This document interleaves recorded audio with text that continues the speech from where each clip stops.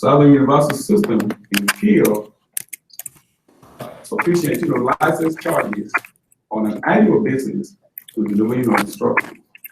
Secondly, we also look at our enterprise solutions and processes, specifically Banner, and where, we're using Banner to impact our students.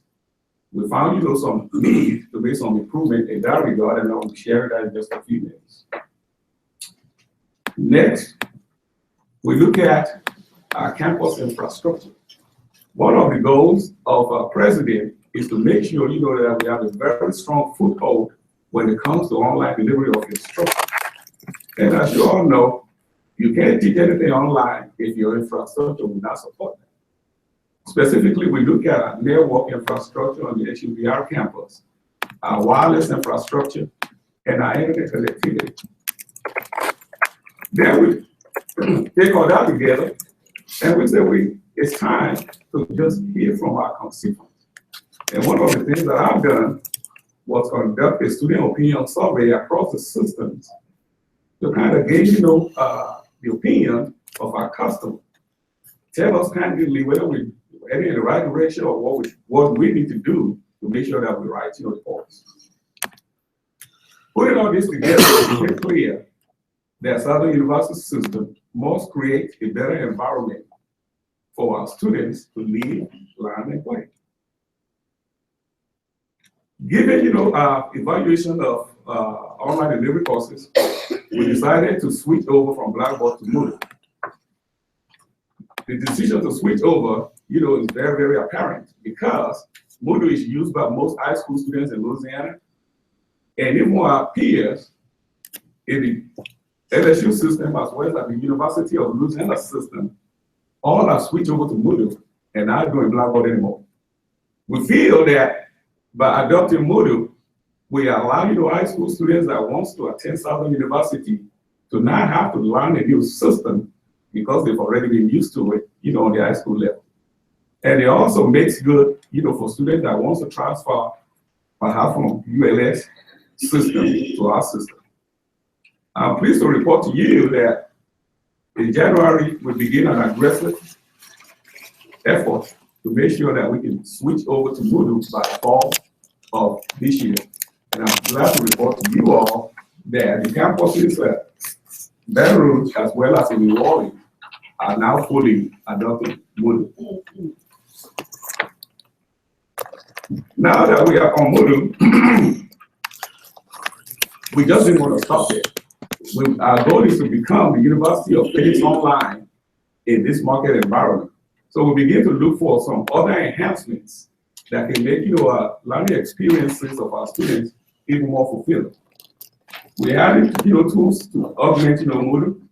We have tools to prevent plagiarism, to ensure that our exam is of high quality. And also we have tools that can give us very deep analytical insight to how students are performing. And even students can see how they fare with their colleagues in any given course. We also recognize that for us to be able to have a viable online learning structure, we need after-hour support.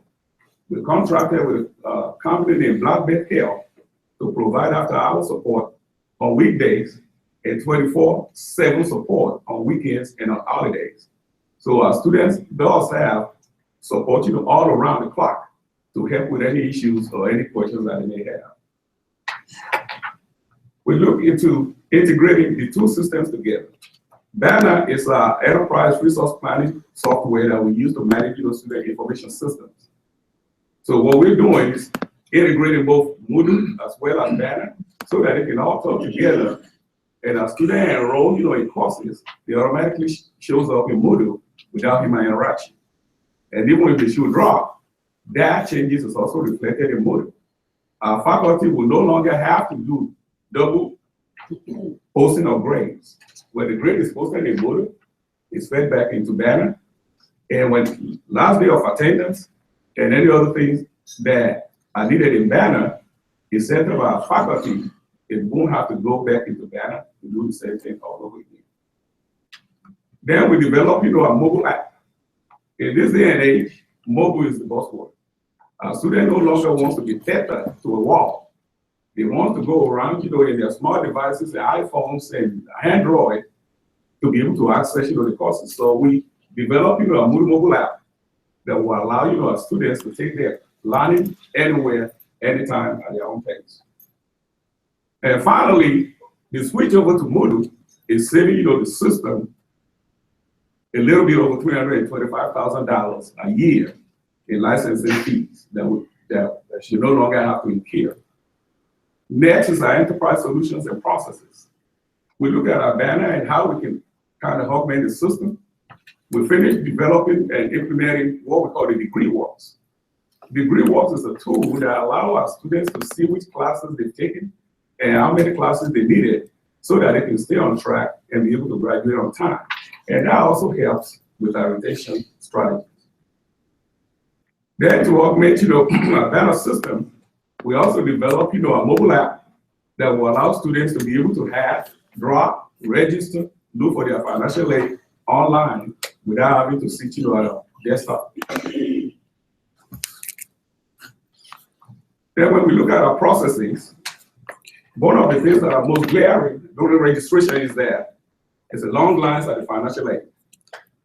Our students sit in bleachers all day long, waiting to be serviced. So we look at ways that we can kind of augment and make sure, that the experiences are no longer frustrating. So for Jack Q.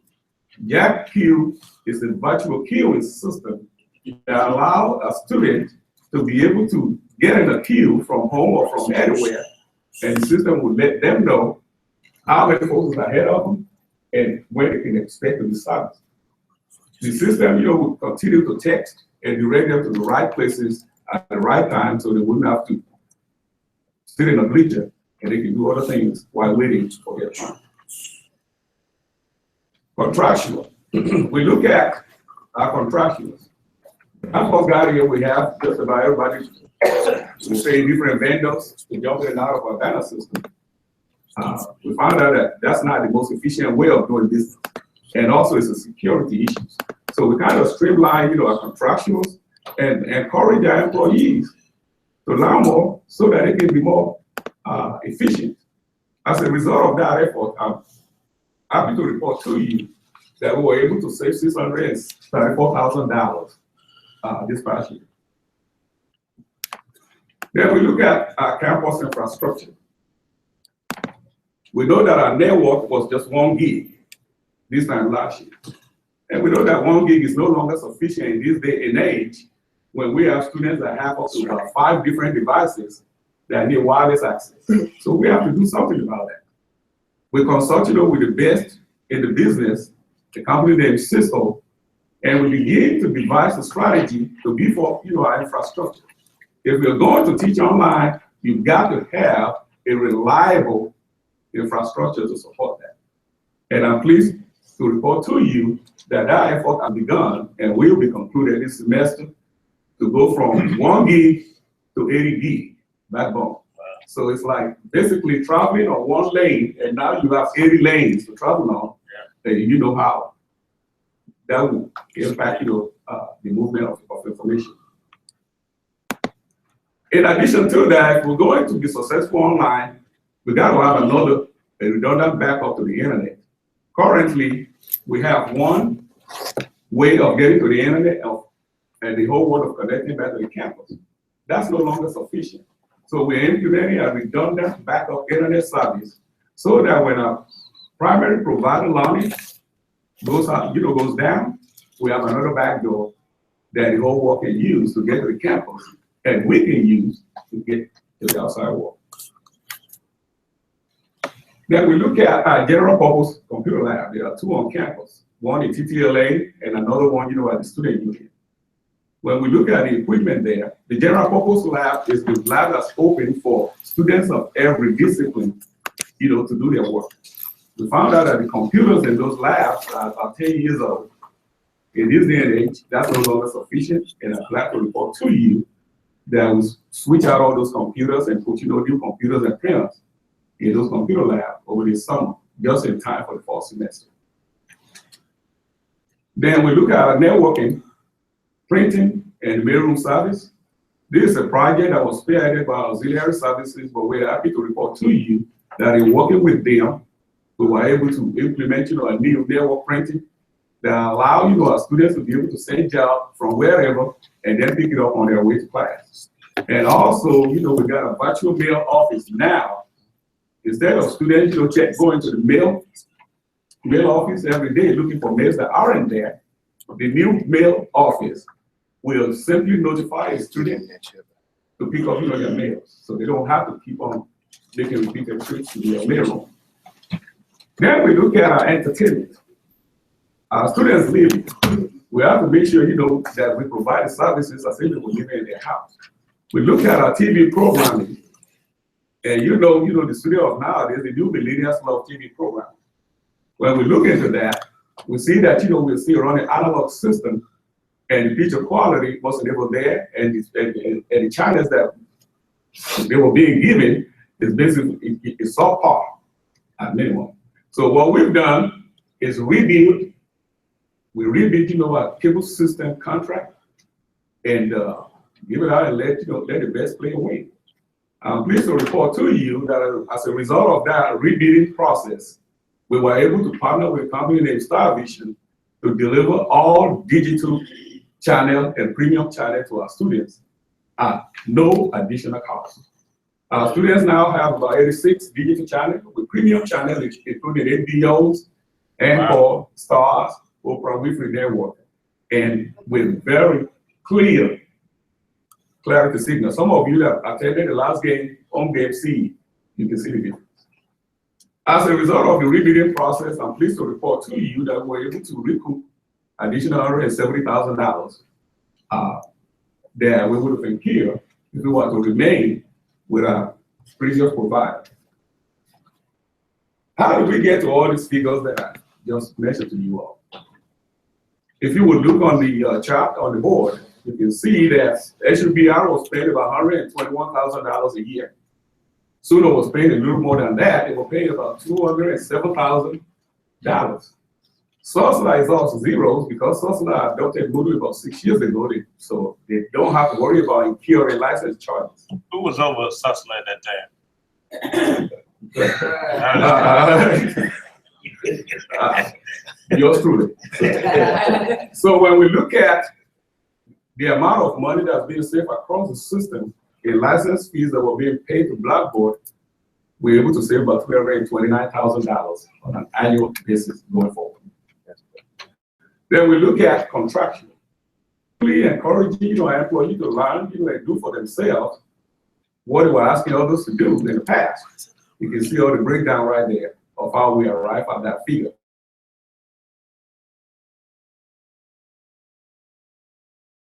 To split it all out, but when you tally all that up, we were able to save additional $633,000. Finally, cable TV programming. We had to say goodbye to Cox because the relationship simply wasn't no longer, useful for the school. And as a result of rebuilding that process, again, put out the facts out there, and you can see how each company lines up. Cox was asking for $289,000, and we were able to get a complete digital programming, inclusive of premium channel, for $180,000. When you net it all out, ladies and gentlemen, that's a saving of additional $170,000. So when we run the tally, the money that we save from switching over to Moodle, that we save from contractions, save from switching over to StarVision from Cox, it all amounts to about $1.1 billion a year. So where do we go from here? I'm about to wrap up. We must ensure that no campus is left behind. In order for us to move forward, all of our campuses have to deliver, the same infrastructure that you can see in Baton Rouge and every other campus. So that, when our students transfer from one campus to another, they won't have to be in a different environment. But to do that, we do have some issues on several of these campuses, including IT staffing, funding, and the control over our applications. So going forward, I will be working, with the technology committee on this board, specifically Mr. Mike Smalls, as well as our Honorable Richard Hilliard, to come up, with some recommendation on how we can standardize and streamline and simplify our technology operations across the system. Folks, in this day and age, we have to make sure that all the campuses are delivering the same services. And that will allow us to create what we call strategic back office operations. We do have talents, in different silos within our system. You have folks with excellent, banner skills up in Shreveport. You have some talent here in SUBR, as well as in SUNA. We need to create, a virtual working team that can support, our enterprise application without boundaries. We need to create a virtual team that can support our email system. All of the campuses have a need for email. Team that can support our web presence. Team that can support, our telephone and telecommunications. Team that can support. So we have a lot in common that we need to start looking into creating virtual teams that can work, across campuses without boundaries. And folks, if we were to do this, and with your support, I'm very confident that the sky is the limit to our eminence and prominence. And by the grace of God, we will take our rightful place and stand out among our peers. And closely, I just kind of want to leave you all with some testimony from our students. These are testimony from students, from the students. Southern Digest is their newspaper. And if you interview the president and come to my office, they live there nowadays. When we're talking about JAQ, we have a student, Senior Lacey James from Rehab Services Major. They say, I'm used to the gym being full of people, and now it wasn't. All we had to do was sign up and get our spot. And she had it that she was able to attend 3 classes, all while never having to worry about losing a spot in the line. That's in the newspaper. I encourage you all, to pick it up and read all about it. When it comes to Moodle, we have a senior and pre-dentistry major, Angela Simmons. So she loves the massive experience she's had with Moodle. The walls are bigger, and Moodle, the walls are bigger on Moodle, so you don't have to squint to look for your classes like you did while you were on Blackboard. Yeah, this is a live testimony. In closing, I want to just play, a PSA, a public service announcement that we're about to roll out to our students, and want to give you all the first experience of this looking at it. And this is courtesy of our communication department, under the leadership of Mr. Eric Tillman, Ms. Erin Fulbright, as well as Richard Carey.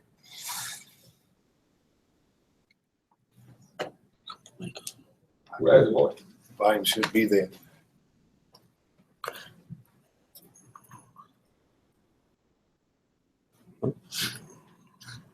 Oh, all right.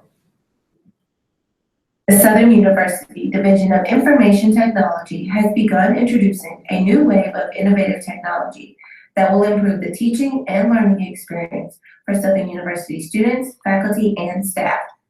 Southern is saying hello to Moodle, which replaces Blackboard as the new course management platform for the campus. With Moodle, students will be able to review their class syllabus, course calendars, review course information, take quizzes, tests, and exams, and submit assignments.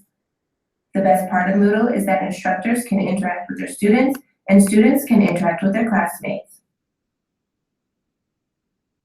When it comes to the SU registration and financial aid services, students no longer will have to wait in lines to see their financial aid advisors. During the summer, DoIT introduced the new app JAQ, powered by QList, that eliminates lines during the registration process.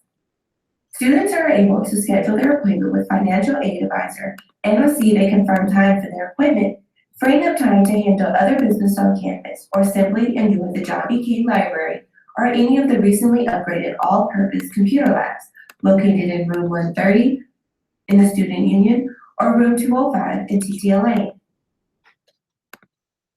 You can now take Southern University with you on the go. Southern University has also gone mobile with the My SUBR mobile app. iOS and Android users can download this free app and have access to their grades, schedules, financial aid, and more from the palm of their hands.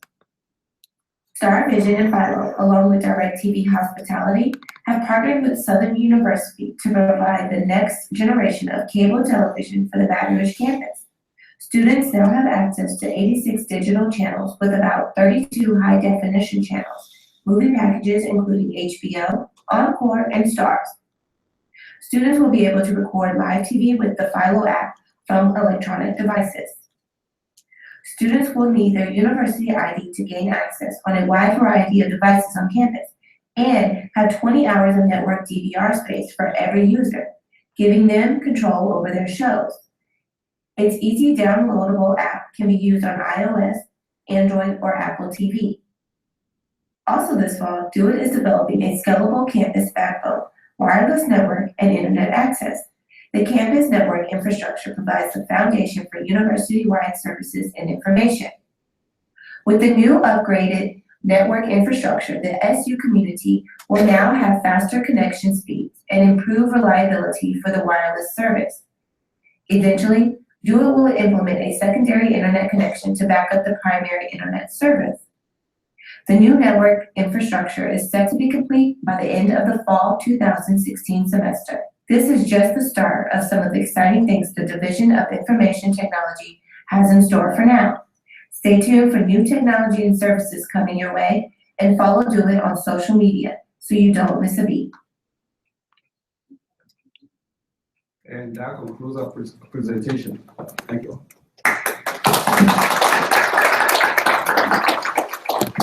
I know, I'm sorry. I noticed that there was already emphasis on HUBR. Are we also able to do this on other campuses across our system? Yes, sir. That's basically why I recommended that we have to do similar and bring similar services across our campuses. Any timeline for that? Timeline is now. We just need to have a dialogue and put in place some processes to make sure that some of these services can also filter to our campuses, whether it's in Shreveport or New Orleans.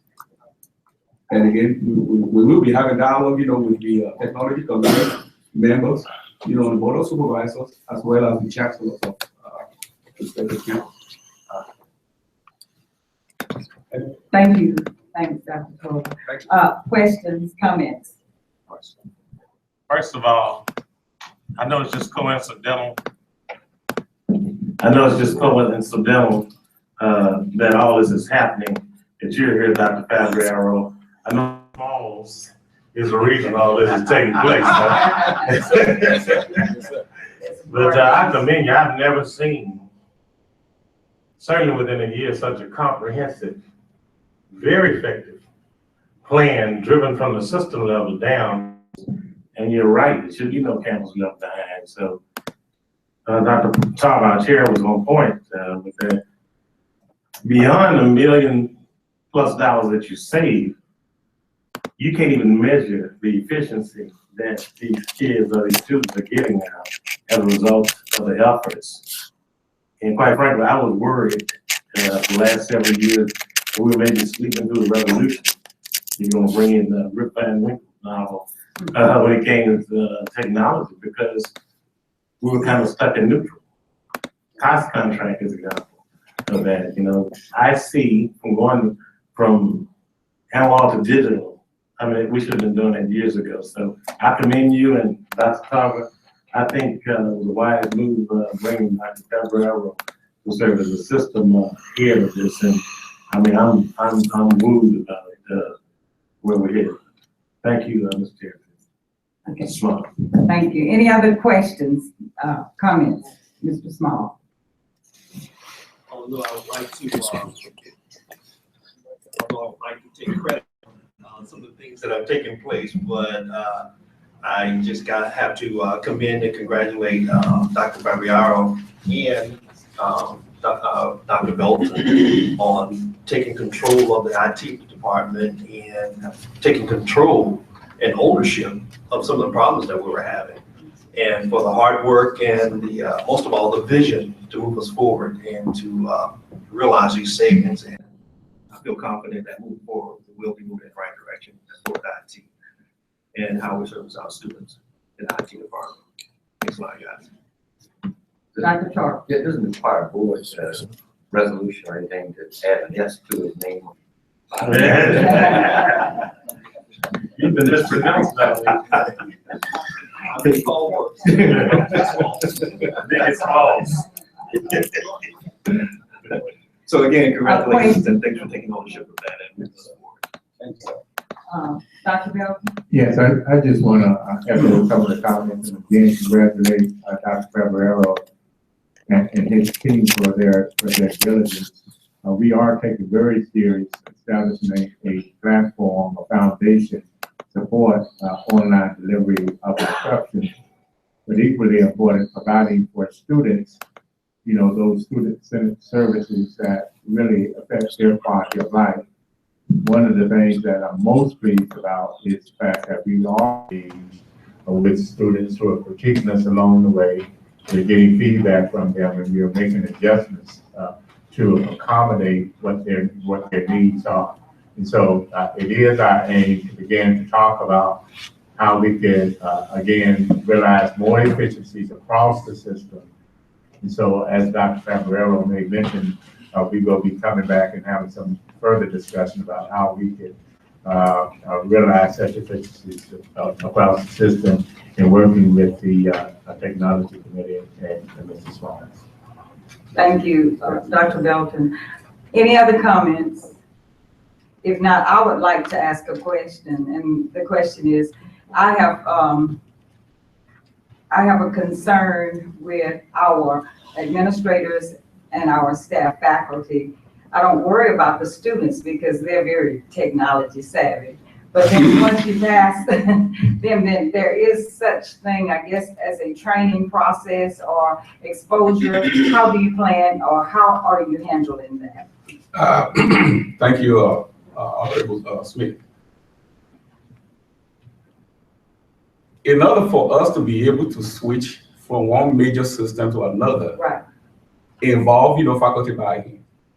And one of the very first things that we did when the decision was made to transition from Blackboard to Moodle was actually engaging our faculty Senate leaders so that we can have, you know, participatory environment that the faculty will buy into so that we can bring them into training. We conducted a marathon set of training to be able to make all this happen in just about 6 months. So again, you know, asking that question, I would also like to recognize our faculty Senate leaders, both on this campus and in Asuno, for rallying to the cause and bringing the faculty on board so that they can buy into the new pathway forward. Thank you. Thank you. Any other comments, questions? If not, thank you, and I'm very impressed with the report. I'm elated, I guess, about the advancement of technology for Southern University and the system. Thank you. Thank you. And we'll move right along to informational items. Update on memorandum of understanding for Connect programs, and we have Salsa, Baton Rouge, and Suno. At this time, Dr. Belton. Yes, and each of these MOUs are being facilitated by Dr. Ellis and Southern University at Shreveport. I thought he could just offer an overview of what they're trying to accomplish. Thank you. Can you hear me? Thank you. And good morning. Simply what you have here is 2 revised memorandums of understanding, one for the SUSLA Connect program at Baton Rouge and one for the SUSLA Connect program at Suno, as well as a newly established memorandum of understanding for Summer Connect program at LSUS in Shreveport. And what this reflects is just a review and revision to strengthen the Connect program, as well as to create greater opportunities for student success. In particular, one of the main features is what's called reverse transfer agreements, so that once the students transfer to 4-year institutions, the credits that they take at the four-year institutions can transfer back to SUSLA so that they can actually graduate from both institutions.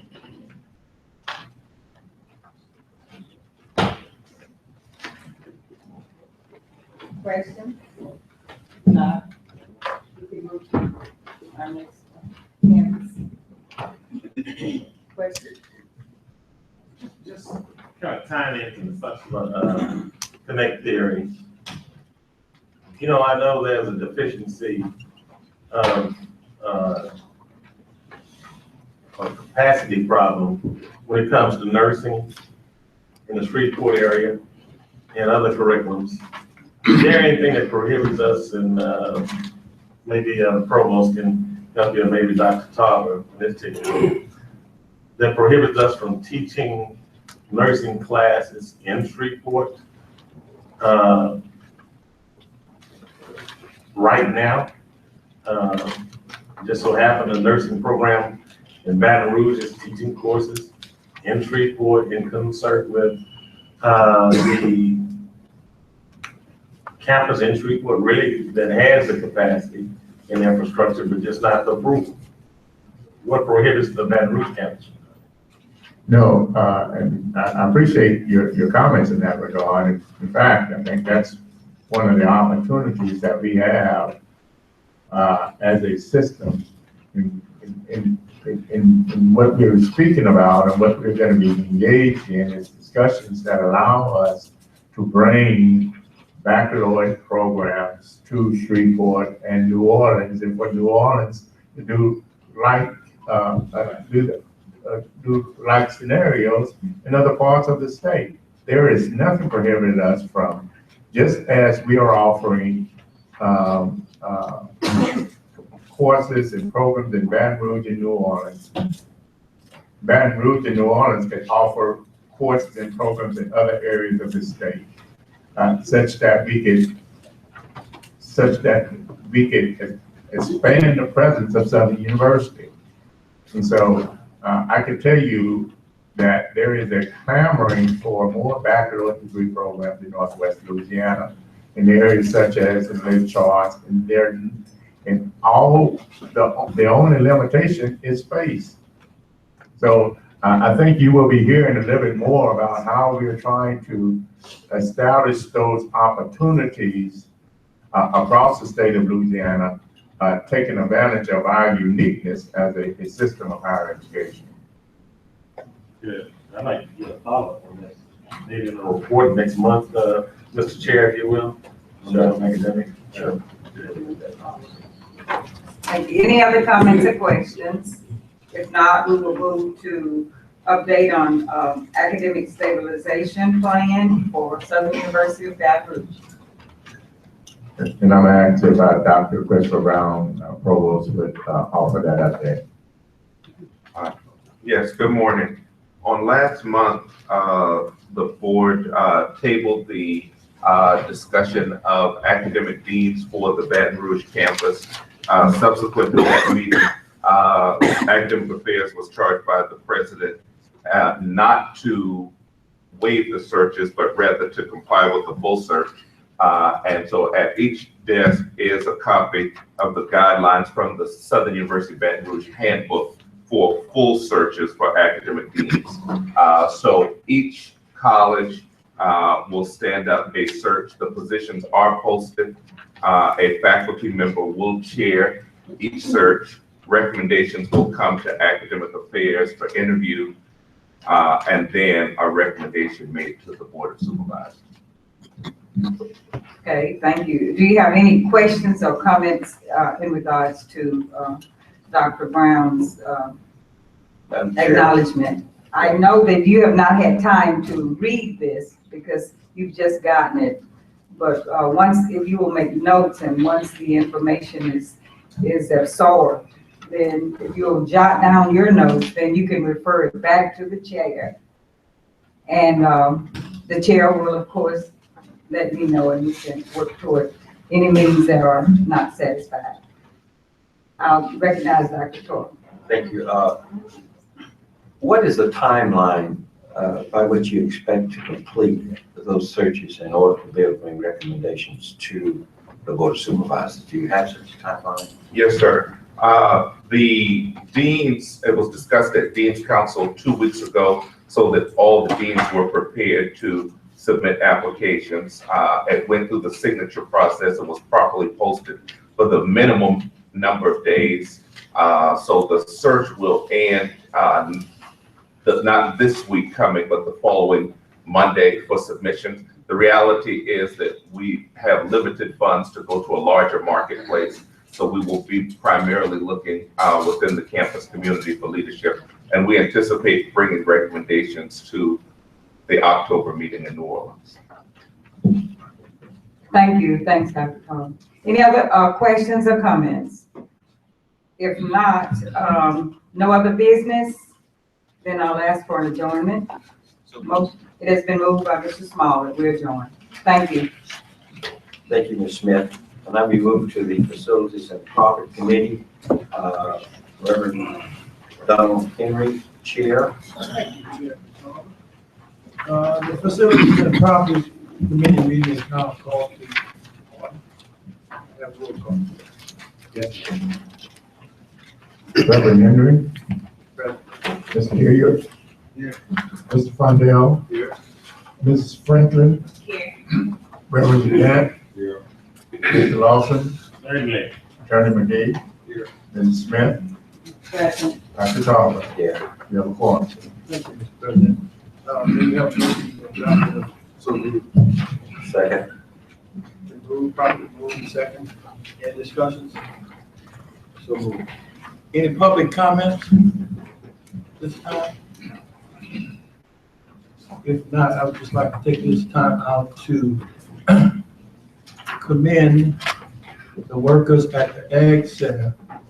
I happened to visit last week and the week before last, the building, and happened to find it in, we had a problem with the air conditioning system. And I was very, very, very impressed with the workers at the Ag Center working under those conditions. I just want to say thank you for your dedication. Raise your hand if you're present today. I mean, it was 190 degrees. About 190. And they were still working with their fans on and lights off, and I think that's a sign that needs to be commended. Thank you very much, all of you. Also, I want to commend, and I want this board to know, I have been in constant communication with Mr. Eli Guillory in the last 30 days, and he has been doing, in my opinion, an exceptional job. We have been communicating quite frequently in the last 30 days, and I'll tell you what, we have accomplished a lot. We are taking our problems head on one by one. And of course, I want to just say again, personally, thank you very much. You're doing a great job, in my opinion. Any other public comments? Okay, we're going to move on to action item 5A. Mr. Chair, we move that we favor passage of action item 5A and Global. It has been properly moved by Attorney Patrick McGee, seconded by the Honorable Reverend Gantt. Any discussion? If not, next we're going to move on to item 6. We're going to vote there. Let's have a roll call.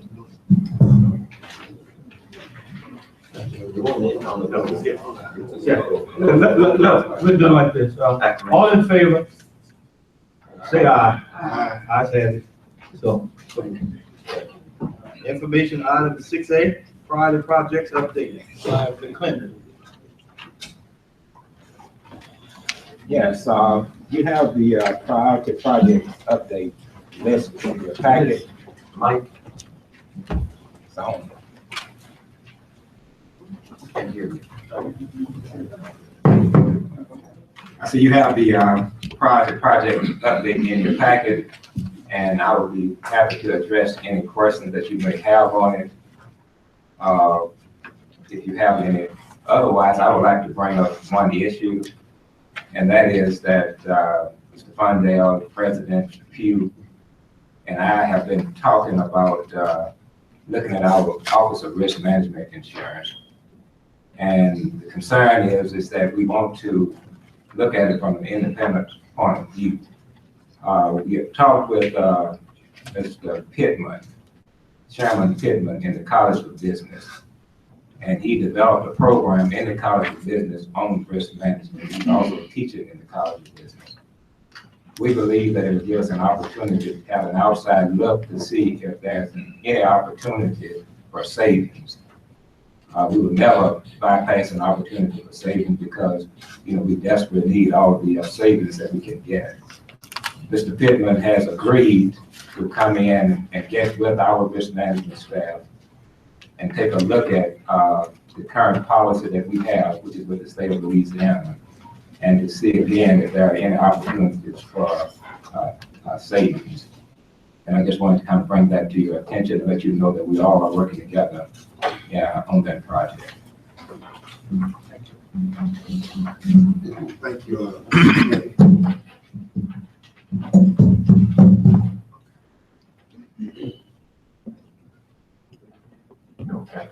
Oh, okay. Just want to thank you. Also, I want to recognize Professor Pittman here. Also, and ask if he come up. Yes, sir. He is over the risk management curriculum. He has approximately 30 students that are there, and he's offered his services along with his students also to perhaps look at a way of having some in-house services. I know a lot of times things like this would be often put out to consultants or folks to come in, but we do have professors that are within our university here, along with their students. They're able to gain that experience that is needed. I know a lot of times we don't necessarily think about insurance and finding ways to save it. Most of us in here, not most of us, but all of us have some type of insurance. And we just pay it. When it comes up to renewal, we look at it. The insurance, you pay for it before you actually use it. So there's some things on campus that we may be able to look at, we may be able to find some significant savings. We saw earlier the presentation that was given to us, we were able to find $1 million just by being able to kind of do a few things differently that we've been doing in the past. So I'd like for him to just say his experience and just say a couple of words and what his aim and goal is to work along with the administration here to help us in saving money for the university. Good morning, everyone. My name is Sherman Pittman, and I'm an adjunct professor at the College of Business. I'm a 1968 graduate of Dillon University, and I'm also a graduate of the University of Hartford in West Hartford, Connecticut.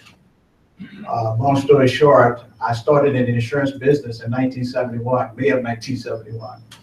And until 1987, when I was the operations manager of a Cigna insurance company. Prior to that, I had various jobs. And one of the big jobs I had with the Travelers Insurance Company, I was a commercial lines underwriter. And I wrote everything from an LNG, a liquid natural gas carrier that carried gas across the sea to airplanes, ships, tall buildings, and all sorts of water risk activity. Long story short, too, I came to Southern University after Katrina from New Orleans.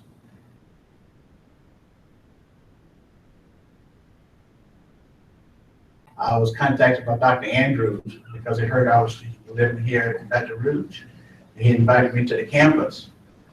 And in 2010, I created a risk management and insurance program, which includes 4 courses: risk management and insurance, employee benefits and retirement planning, liability and property insurance, and life insurance. And we have been given those courses since 2010. I'm also a licensed insurance agent in the state of Louisiana and Mississippi and Texas. And I'm also perhaps the only African American that is a provider of education that is certified by the state of Louisiana. What that means is I have authority by the state of Louisiana to teach the courses to for people wanting to get their license in either life, health, and accident or property and casualty insurance. And I've been certified since 1991 in the state of Louisiana. And quite frankly, 2 years ago, when I saw in the newspaper that LSU was given the opportunity to look at its insurance and see if they can realize any savings, And I brought it to the attention of my chairman of my department, Dr. Jeremy Gabriel Jesus, of Accounting, Finance, and Econ Department. And we talked about it as to what can we do here at Southern University, perhaps save some funds associated with our risk management insurance program. And we took that story to Dr. Clinton and most recently to Mr. Fondell. And I'm gratified the fact that if there, like Mr. Fondell said, if any way we could save any dollars, I think we ought to pursue those opportunities. And since we do have a risk management insurance program on campus, well, why not? So I'm grateful that they're giving a lot of voice to this, because the university at large is trying to find all kinds of savings. So this is a great thing. And also, I think it's important too, the risk management part of this thing, because we're talking about safety for our students and anybody who's on campus. I think it's very important that we pay a lot of attention to safety, as well as earlier we were talking about sexual harassment. Well, that's part of insurance too. You pay a premium for that when we have those kinds of incidents. But anyway, I'm glad to be serving on the committee with Mr. Fondell and Mr. Clinton to pursue any opportunity where we can realize any kind of savings. Yes, sir. One of the questions, and I know you mentioned earlier, but LSU had an opportunity to do their own assessments. Right. Well, 2 years ago when I noticed that they were given that opportunity because of the GRAD Act. And what it is, they're allowed to phase in various parts of the insurance program. And I think they started with workers' comp. And then next they'll do general liability and so forth and so on. Now, the good thing about that, they didn't realize any additional expenses because they did this. Because they still realized savings because the risk management department also supported them doing that. And I took Mr. Beeson to the risk management department a couple of years ago to, communicate to them and with him what the possibilities were that savings, Southern University could realize some type of savings. And what they indicated to us is that it's up to us to decide what's on our plan and how we want to utilize it, and what type of programs that we think benefits the university. And so one of the things that came to my attention was that I know the population of the student body has decreased significantly over the years. So what that said to me, a lot of facilities not being used. So if they're not being used, why would we be paying for those facilities in terms of premiums? So we need to investigate, analyze all those issues to make sure that we get in the right, paying the right price for our product. Great. All right. So we look forward to working with you, and Mr. Clinton also. I want to thank you also for taking time to come here today also. We do appreciate it. Well, thank you. Thank you, Mr. Sherman. Dr. Gaines? Thank you, Mr. Chair. Talk that off, so keep it like talking. My question is to Mr. McCann. When I look at the prioritizing of capital outlay requests, and you go down the list, emergency projects, self-generated projects, and et cetera. My first question is, do we currently have funding for all of those projects that you have listed here? No, we do not. The projects that are listed are the ones that we are asking for funding. For example, for the fiscal year 2017-18, we're asking for overall about $50 million. And over the 5-year period, we are required to submit a 5-year capital outlay request. It's $192 billion that we're asking for. Many times we get only a small portion. Last year we were fortunate because of the fact that the ADA, we were able to get about $6 million, and a few other projects they funded. But we won't ever be at the point that we're not asking, even though we might not get it. But we keep these items on the table. My second question, will you do all of the emergency projects before you move to the other categories? Say that again, sorry. Well, as the money becomes available, will you go down the list of the emergency projects before going down to the general self-generated projects? Well, it depends. Normally with the emergency projects, we have priority. But with the self-generated, if you have the dollars to do those, Okay. then we can move forward and do the self-generated projects. Thank you. You're welcome. All right. Any other questions? At this time, any other business, I'm gonna recognize, Ms. Jordan. I think she has a question she wants to ask. Good morning. My question is, the last board meeting, I know I mentioned the daycare facility on campus a lot. Are there any new updates with the renovations that were necessary to get it up and going? Or would you like to meet maybe this week for the two of us to kind of sit down and get a plan of action together? Mr. McClinton. Okay, thank you. I spoke with, Ms. Linda Baptiste with the College of Agriculture. And I think Dr. Fields is prepared today to provide an update on that. Dr. Fields? Yes, sir. It should be on. It's on. We have realigned some projects within the college and moved that particular facility to the front of the list. We provided the various funds that we need to do that. If everything goes according to schedule, it should be online the 1st of January. We are confident that given the priorities that we have in facilities overall, that project should be ready for use sometime shortly after the 1st of January. We're in the process of identifying a director for it, and it should move forward as planned. Yes, sir. Well, thank you, Dr. Fields. I'll definitely be sure to keep in contact with both you and Mr. McClinton on the progress. Thank you. Thank you, Reverend Henry. Any other business? If not, I'm gonna ask for a motion to adjourn. So moved by Patrick Heath, second by Fondell, meeting adjourned. Thank you very much, President. Now we can move to the Finance Committee. Ask Mr. Lawson to come to that. Mr. Lawson. Thank you, Mr. Chair. Call order the Finance Committee meeting. Roll call, Mr. Secretary. Yes. Mr. Lawson, Certainly. Mr. Braxton. Yes. Attorney Clayton, Dr. Gaines, Yes. Reverend Henry.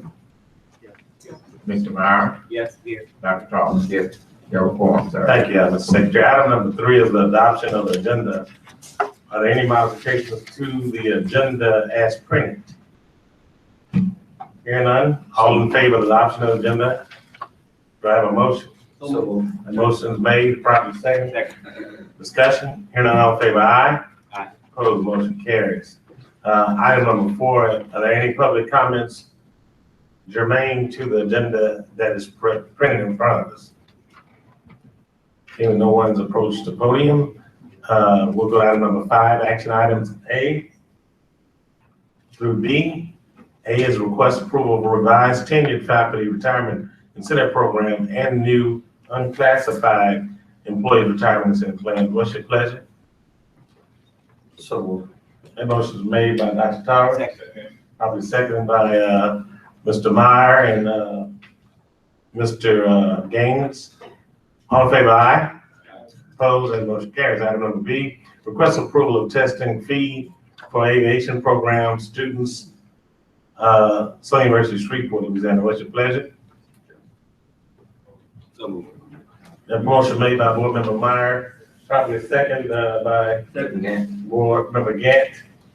Discussion. Any comments on that? Okay. Hearing none, all in favor, aye? Opposed, motion carries.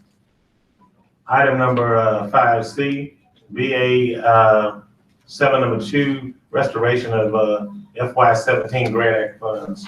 What's your pleasure? second. Motion has been made by Board Member Braxton and probably second by Board Member Tyler to include items 5C and D to be approved collectively.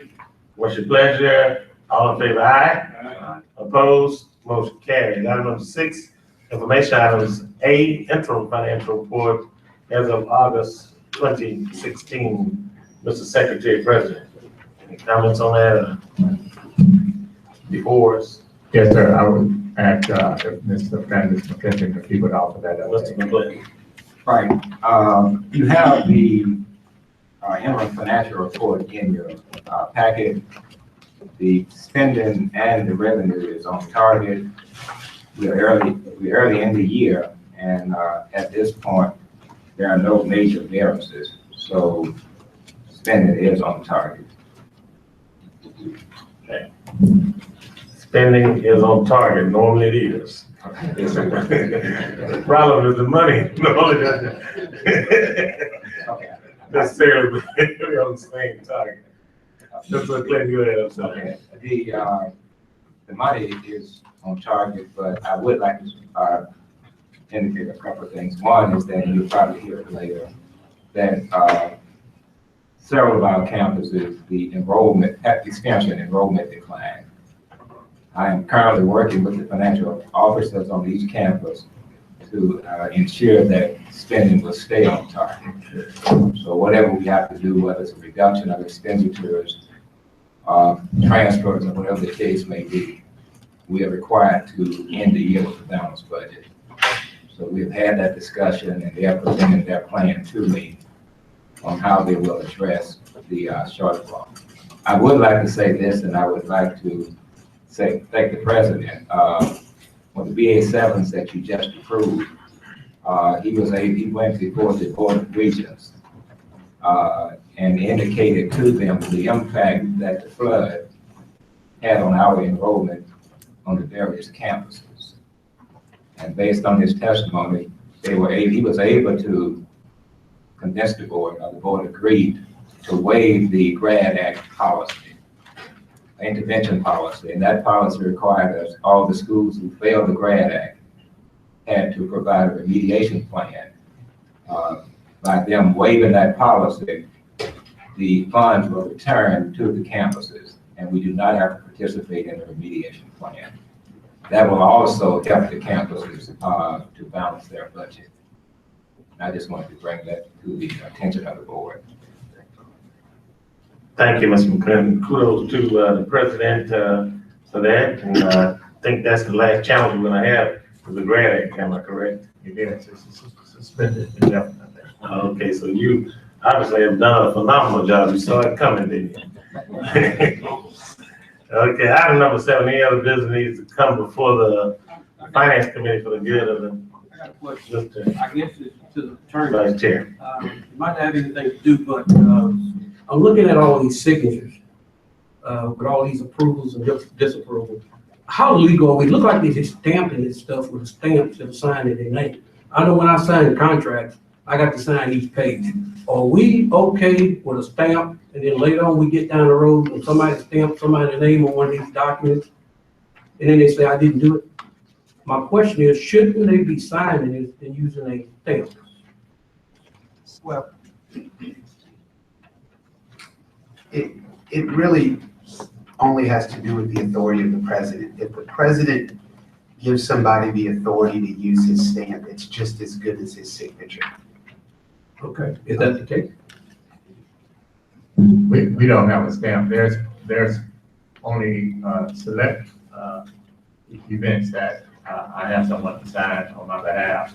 And in those cases, we communicate to ensure that it meets my approval. So I think Robin Merritt is the only one that would ultimately sign on my behalf, and that is indeed with my approval. But I'm talking about, I'm looking at these other chancellors stamping their name, Clinton, it seemed like they just stamped which one all this.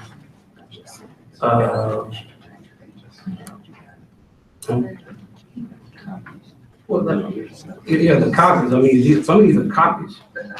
Okay, copies, so it's okay. Well, I think Mr. Okay, that's fine, just want to make sure. I think Mr. Braxton brings up a good point, because we should make sure we're consistent about that, Mr. President, because many people sign these, if they are stamping, they may subscribe to the same principle I do. I'll do anything for my friends, but time, so make sure that they know what they're doing and they're not doing with your signature. I hate to put them in a situation where something's wrong. And, they like I am, almost sing like, Ronnie Whitfield if it's, you give me permission to do something. So let's get it in writing, if, that's the case. Mr. Chair, I'm sorry. What we really are looking at are copies. The originals were signed, but in order to provide these multiple copies of all of us, they had to make copies of all the originals, rather than provide originals to I'm us. gonna say the stamp, original is stamped, should it be signed? A lot of this look like it's stamped. And, what stops? Your eyes are better than mine. I mean, it seems like a stamp. And should they be using this stamp, or should they be signing it, and then when they can come back Like this. you really signed it? Yeah, that's a stamp. And, Let's go back and just we used review to not do it. that, but now I'm seeing a lot of things stamped, and you get in trouble for stamping stuff, and say, well, I didn't understand that.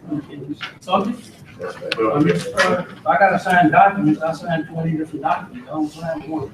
And some of this stuff you look in here when they run copies off, and it's, I mean, it's a bottom. It's references.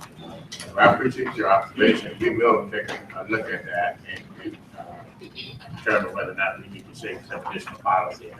Prosecutor, attorney, board member, Pat McGee has a comment. I'm trying to call the academic affairs committee. Yeah, I see that. We have a sense of urgency over there. Can't unrest. Item number 7, any other business for the good of the finance committee? If not, I entertain a motion. Okay, it's been properly moved. No need for a second on the adjournment. Thank you, Mr. Chair. Thank you, Mr. Lawson, and now we can move on to the Personnel Affairs Committee. Mr. Patrick, the chair. Chair, the Personnel Affairs Committee is now called to order. Mr. President, roll call vote, please. Yes, sir. Attorney McGee, Here. Ms. Smith, Present. Mr. Braxton, Attorney Clayton, Mr. Lawson, Yes. Reverend Tolbert, Dr. Talbot. Yes. You have a quorum, sir. Chair, entertain a motion to adopt the agenda. Do we have a second? Second. We have a motion and a second. All in favor? Any opposed? Not hearing any opposition, the agenda passes. Do we have any public comments on any item germane to the Personnel Affairs Committee agenda? Seeing that there's no public comment, we're gonna move to action item 5A, request for approval of revised tenured faculty retirement incentive plan and new unclassified employees retirement incentive plan, SULC. Mr. President. Yes, sir. I'm sorry, Chair, entertain a motion from the committee. Do we have a second? Second. We have a motion and a second. Discussion. Mr. President. Yes, I would ask if our Chancellor Pierre would Briefly. offer some comments. Yes, sir. The, with respect to the faculty retirement incentive plan, there were some faculty members who could not access the benefits of the plan because the deadline for doing so fell within the flood period, and things just kind of went chaotic. And they wanted to consider this a little longer, so we offered a revised plan that we give them until December. We did not actually have unclassified employee retirement plan, but after some discussion, we were told that there were some individuals who might consider it. And so we decided to offer it to capture some savings during the fiscal year 16-17. Thank you. Any questions?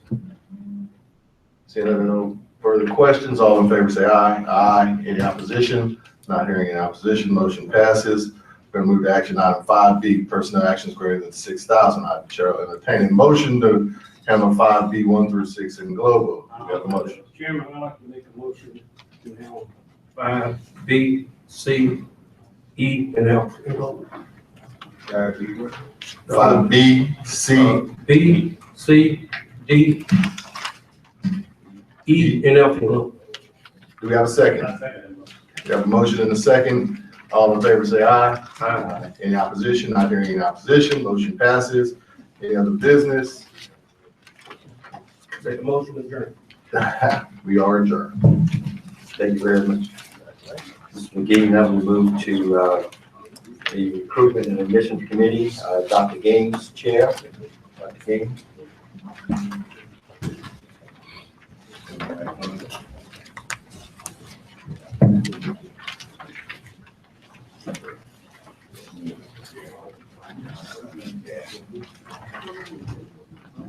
Thank you, Alderman. The Improvement Commission Committee, to order. Roll call vote, please. Yes, sir. Dr. Gaines? Here. Mrs. Smith? Present. Mr. Braxton? Yes. Mr. Fondell? Present. Mr. Lawson? Reverend Tolbert? Dr. Tarver? Yes. You have a quorum, sir. Thank you, Mr. President. The next item on the agenda is the adoption of the agenda. We have a motion to adopt the agenda. So, Have a second. We move in second. All in favor of the motion to adopt the agenda as presented, vote with the sign of aye. Those opposed, nay. Motion approved. Item 4 is public comments. Are there any public comments? Hearing none, we move to item 5, which is an information item. A is the update on fall enrollment by campuses.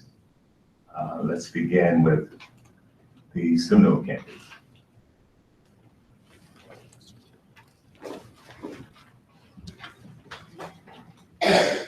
This fall semester, we had an enrollment of 2,420 students. Last fall, 2015, there was an enrollment of 2,709. We had a decrease this year of 10.7%. Any questions? Where is that? Is that a separate payment? Oh, I'm sorry, I didn't see it. Mr. Braxton, you have a question? yeah, you said decline. Yes. We declined, but I noticed in the paper, some of the students was up.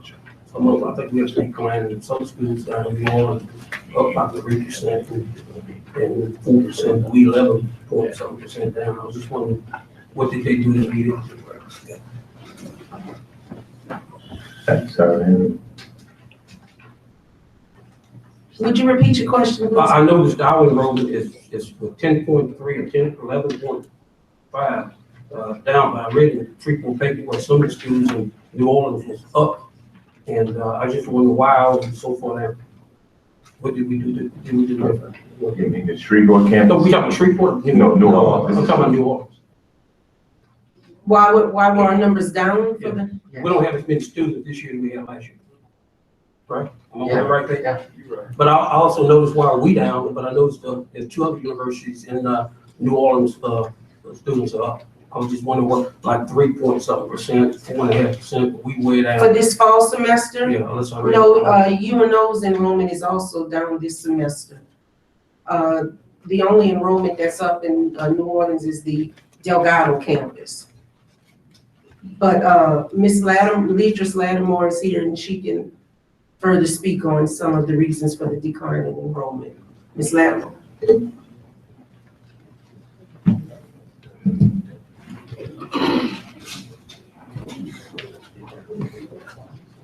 morning. I'm Ledris Lattimore. We've had an opportunity to do a little research on campus with our population of students that were admitted but were not able to be enrolled. And we had some students from some of the flood affected areas who were admitted, but ultimately were not able to begin the semester with us at SUNO. So we have begun a process to reach out to the students who were admitted for the fall, but didn't enroll, and we included those students from the flood affected areas so that we can get them enrolled for the spring semester. And we're also reaching out to the students at ITT Tech so that we can begin some conversations with them to get those students enrolled as a means to increase enrollment for the spring. Mr. Lawson? I'm going to blame, what was the technical college that just closed? ITT Tech? That's the one. Yes, sir. Do we get leads? And I had this conversation with Dr. Dumas and he got it on top of it, but do we get leads? And when I say leads, I'm talking about in our business, Dr. Fondell, man, we get leads from people that are potential buyers of insurance and their renewals coming up. Do we buy leads and get leads, indicators from whether it's the ACT scores that will send us potential students? We have not purchased ACT leads maybe in the last year, but we have received the names of 769 students who were enrolled at ITT Tech, who are Louisiana residents, that we are personally reaching out to those students. We're sending letters and. Yes, sir, and we are also creating a telephone campaign. And I'd like to see a comprehensive program, Mr. President, that's selling more. We need to sell something. And we sell, it looked a good campaign together. And I know you all are limited with resources and other campuses, but we ought to find the sources to put together the best presentation that we can come up with to give these potential students. And I'd like to see us approach that with sincerity. And that was I'm sorry. That was the next thing. We are also working right now with administration to begin doing our radio ads and work on the television campaign so that we can market the university properly. Mr. Chairman? Yes. Question.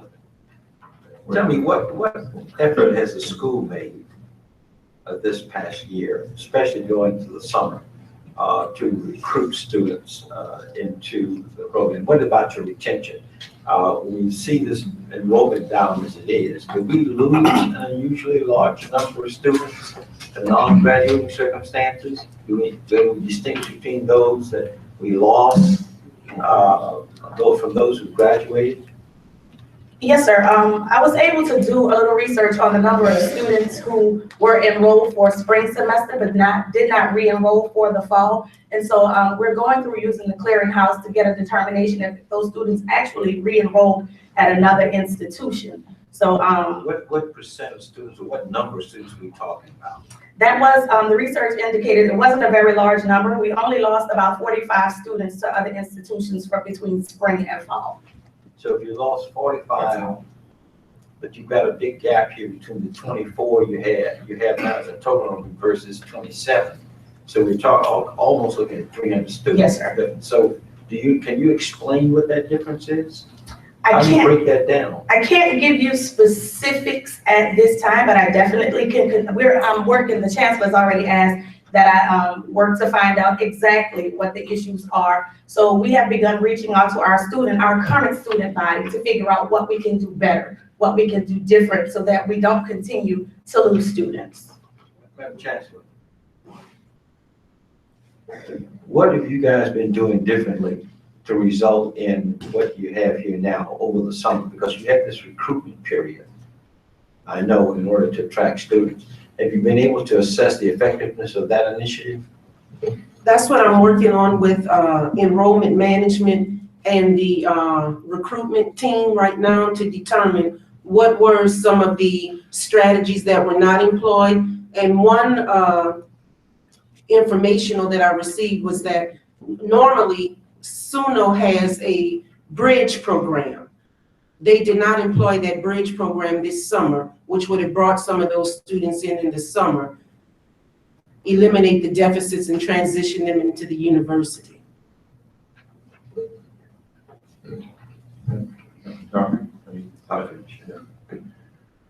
Question. At the November meeting, would you be able to give us another update on those numbers that we just finished discussing? October. Boy, I'm really here. At the October meeting? Yes, sir. Okay, thank you. Thank you. Are there any other questions for Suno?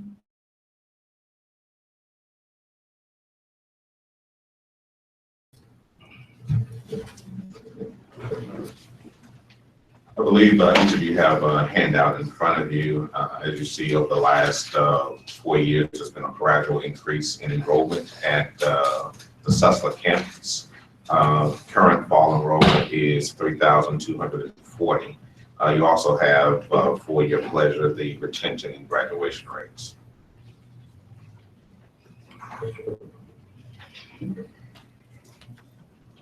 Any other questions?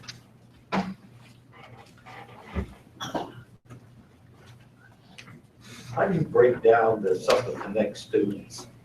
I'm looking at your first sheet here, front page. How do you distinguish them in this enrollment? Just to get an idea about where students are coming from. For the report that you have, they're embedded in there. I can give you approximations. There are about 800 Connect students in total. Is that 800 of the 32? Yes. 40? Yes. Where is that, how many of that number would be dual enrollment students as opposed to just the regular Connect College students? Again, of that 3240, approximately about 850 of these students are dual enrollment students. So, and these are the high school students who are enrolling in both? That's when you say dual enrollment, is it limited to that, or does it cover a wider? Yes, the high school students are, they actually earn college credit for the courses that they take in high school. So the competencies are aligned so that they can earn both college and high school credit. So if a student only takes one class, for example, yes, that student is counted the same as a student who takes 4 classes. For the head count, they are, yes. So this number is not, I'm trying to get at the number of the 800 you're talking about. These are just, they're taking a single course, they're not a full-time student. So you allowed to include non-full-time students when you talk about enrollment? Yes, now most of the dual enrollment students take approximately 2 courses. So they do take about 6 credit hours. But they're still part-time enrollment, right? Right, and this is just the difference. This is what is, I guess, called head count. If you were looking at credit hours per semester, that would probably give a true reflection of the number of credit hours. The reason why it's important to get at this, when we have to go down to the legislature and start testifying before these various committees about enrollment numbers, they want specific breakdown on those numbers. When you start thinking about full-time credit hours versus part-time, you know, we need to have more accurate, more precise information. So that's what I'm trying to get at. If I had to look, if someone asked me right now, what's your enrollment for Shreveport as of this fall? If I said 3,240, someone would automatically assume we're talking about full-time students, but based on what you're telling me now, we're not. So could you tell me what of the 3,240, how many of those students are full-time students? Okay. Back out, so you're backing out 800? We are backing out, if you want to back out, Dr. Williams did bring me the exact count. So dual enrollment students, we have 885. Okay, could you give us an accurate picture of what your full-time enrollment increase or decrease is from last year to this year? Currently, I do not have that information. I can definitely get that information and pass on to you. Would you please, at our next board meeting, Right. Break those numbers down so that we'll have more specific information on those categories? Right. Now, just for clarification, this number includes the head count for any student, so a part-time student that or a dual enrollment student. So then I think you should break it down to dual enrollment, other part-time as distinguished from full-time enrollment. Okay. It's important for us to know because next year, when the legislature meets, they're asking right now for information from all of the schools in order to get a precise count of whether or not these schools are justifying their existence. Okay. We can't take just generalized numbers in the manner in which it's presented here and use that very effectively. But if we not only understand what the numbers are, but something about why those numbers are that way, and be able to show that we are progressively moving towards growing our institution in all of those categories, then that might help us better explain where we're trying to go. Okay, no problem. Dr. Ellis, will you make sure that all board members receive the information that Dr. Tarver just requested? Yes. Thank you. Make a report to this board. in October. Yeah. Yeah, but I just want to make sure for the record, you know, that it's for the full board. Oh, yeah, no, my request is just refer to the board. Mr. Chair, I think one thing needs to be is getting transparency here. And that's been one of my problems. Not if it's a problem, I call it a problem, it's not a problem. But one that Dr. Ellis inherited. These dual enrollment students are non-paying students, aren't they, Dr. Ellis? We don't get as much money for them as we get for other students. We do bill through what's called TOPS Tech for certain career tech programs, and they are included to a certain extent in the performance funding. But that, no, they do not count as, from a funding standpoint, as much as a full-time student. Well, your answer sounds like a politician. I want to come back. I want that answer. You're not giving. I want to know, do they pay tuition or do they not pay tuition? They do not pay tuition. Let's stop right there. And it's not for you. It's for your sake where I'm trying to go with this. I know. I want our people to understand when you see these other 850, we're not getting money for them. And it's a good thing we are getting. I have no problem with getting it because I understand what's behind the process. But again, that was my question several months ago now. If I look here where we have 30, if you really pull out the numbers, we talk about 1,600, just about. For regular paying students, if you pull out the connect, you pull out the dual enrollment. And I think that helps us have a better appreciation for the financial condition of Shreveport. And that's why I was trying to do what I tried to do, Mr. Jackson. I understand. Thank you. Mr. Hillhead?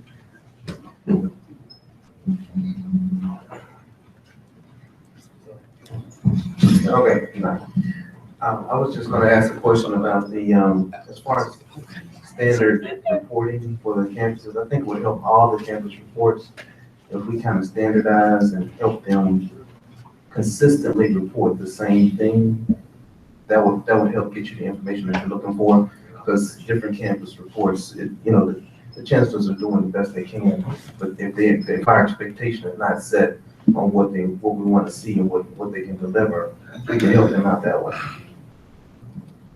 So maybe we can send an email and standardize how they should break down the reports. With the president, that president get something out, so that every campus will have the same uniform standard line, so the information requested.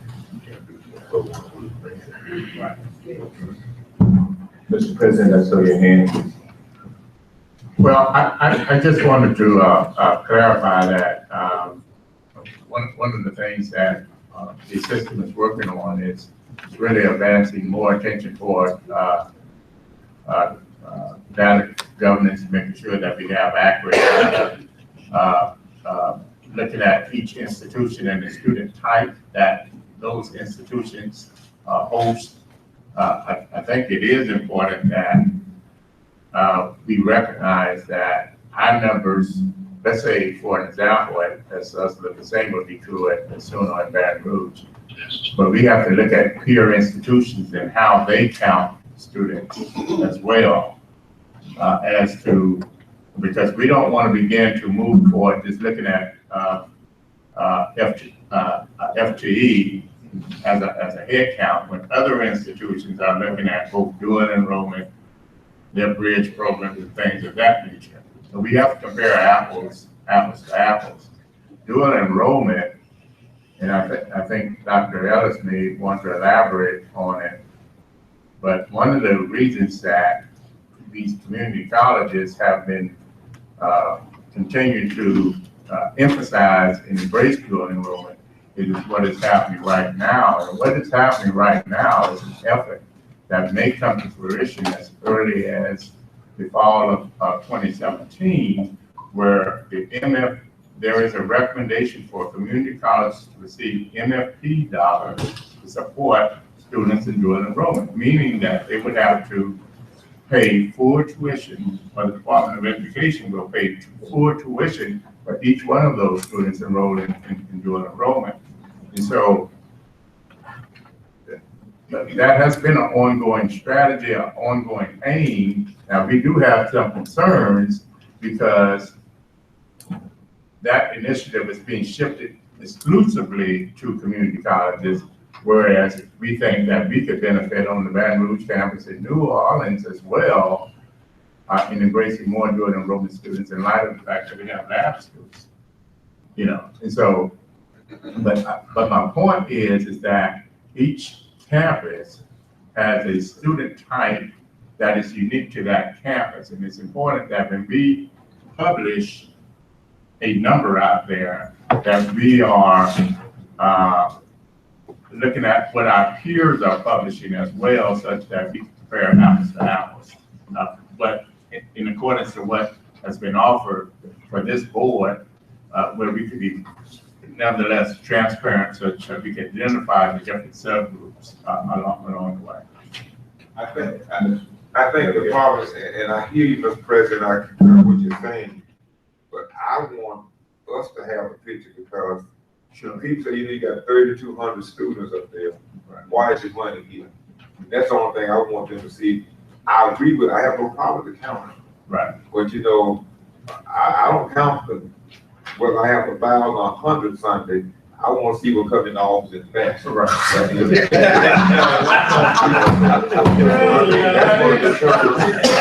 one of the determine my ability to do this.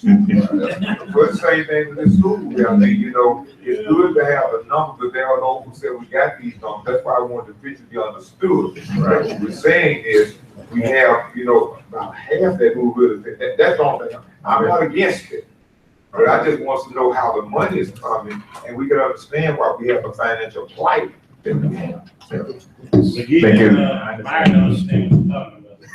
Thank you. Thank you, Reverend Jan.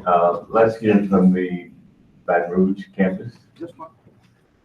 Oh, I'm sorry, I'm talking. Yeah.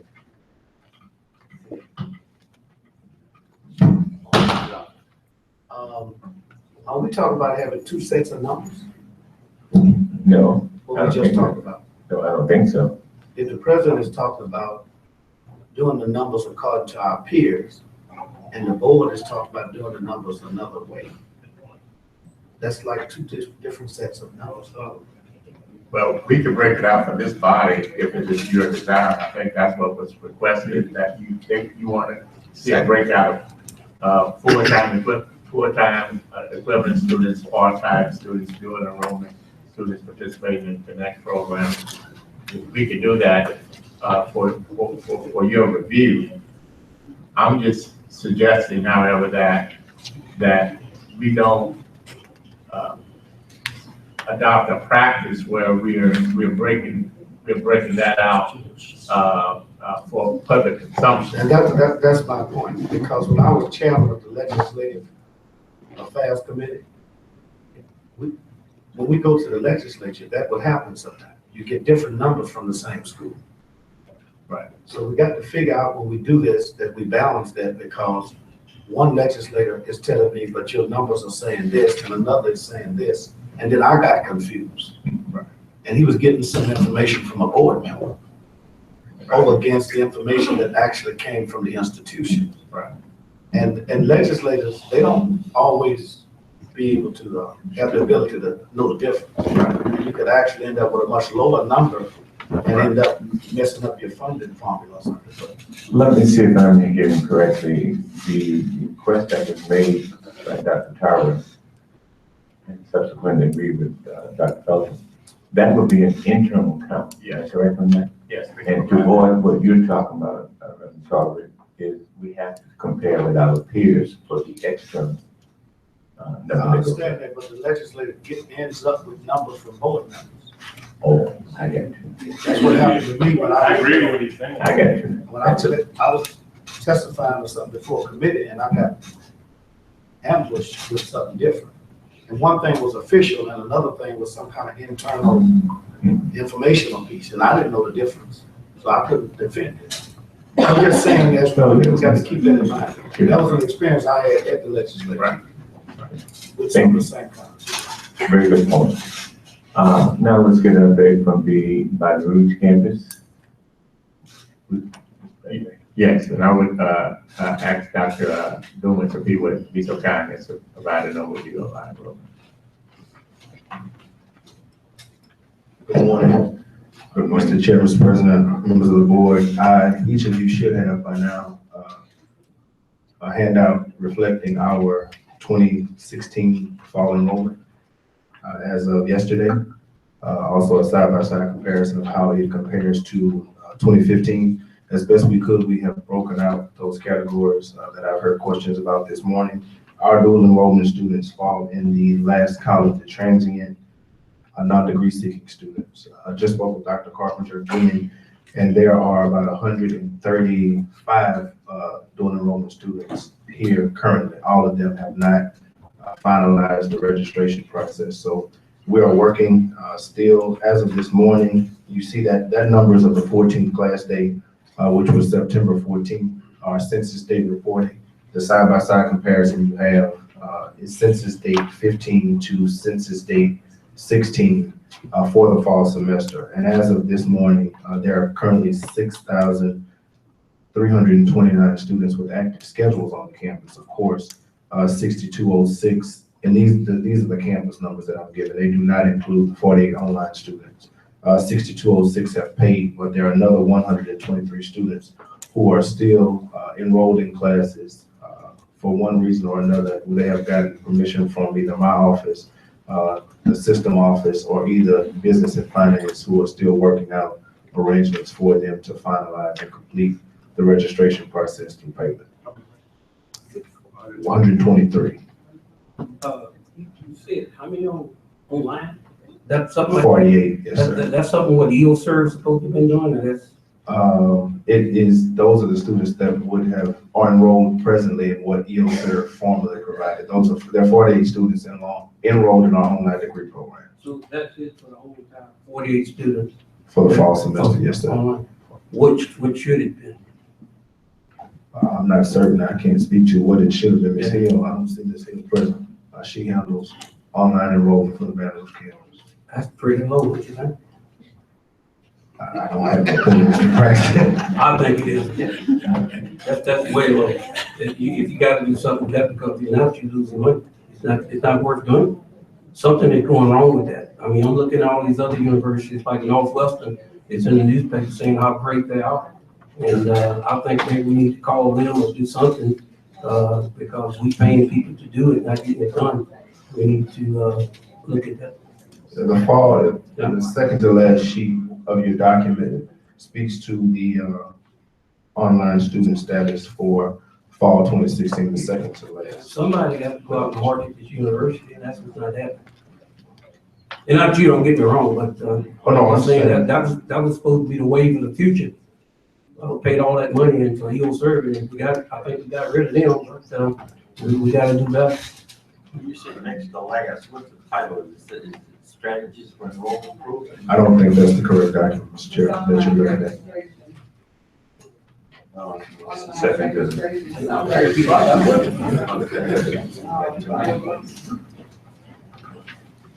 Online registration. And also not included in those numbers are 345 students who are currently matriculating on this campus by virtue of Susla Connect.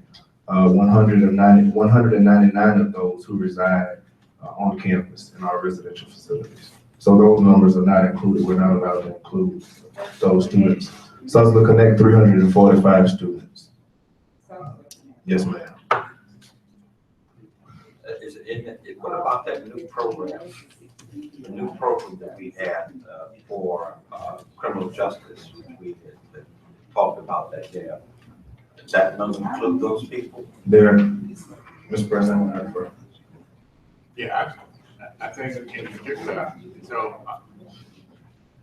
in particular, that program, I think, was compromised, or our efforts were compromised in light of the flood.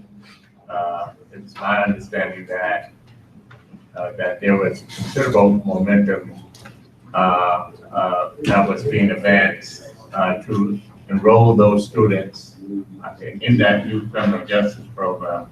However, that was compromised even more so when the faculty were displaced in that area. Mr. Dawkins, Professor Dawkins, who was here earlier, it probably speak to, nevertheless, our optimism that even this late in the fall, that we will be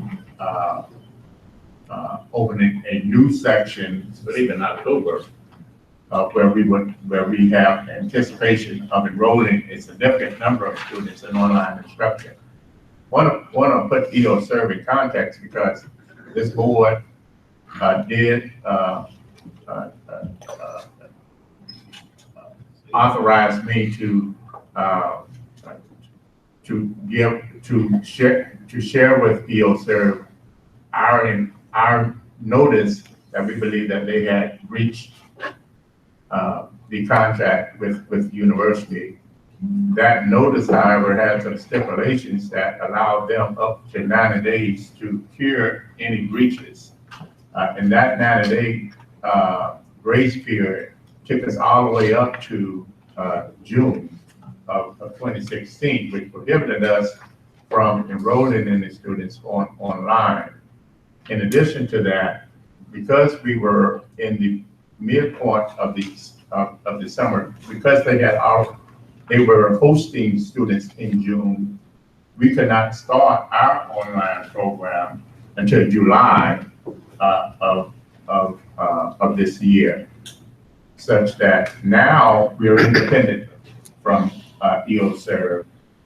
But we have been following the guidelines of our legal team, such that we were not able to begin to do as much recruiting as early as we had hoped. And that's why you have such minimal numbers. We do anticipate going forward, and as we have presented earlier today, we are building infrastructure on this campus such that we would have a robust, we have a backbone that would really be able to facilitate our aim to join enrollment. And I think you'll see that as likely as early as the spring.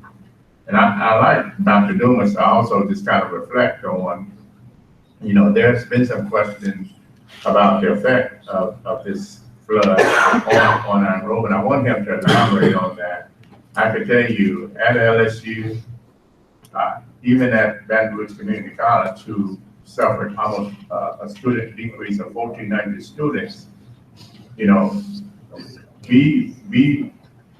were inundated not only with faculty and staff who were impacted by this flood, up to just short of 30% of our faculty and staff, but we also were inundated with students who were displaced, who came to the campus in many ways, whose only recourse was to try to get into dorms just to have a place to stay.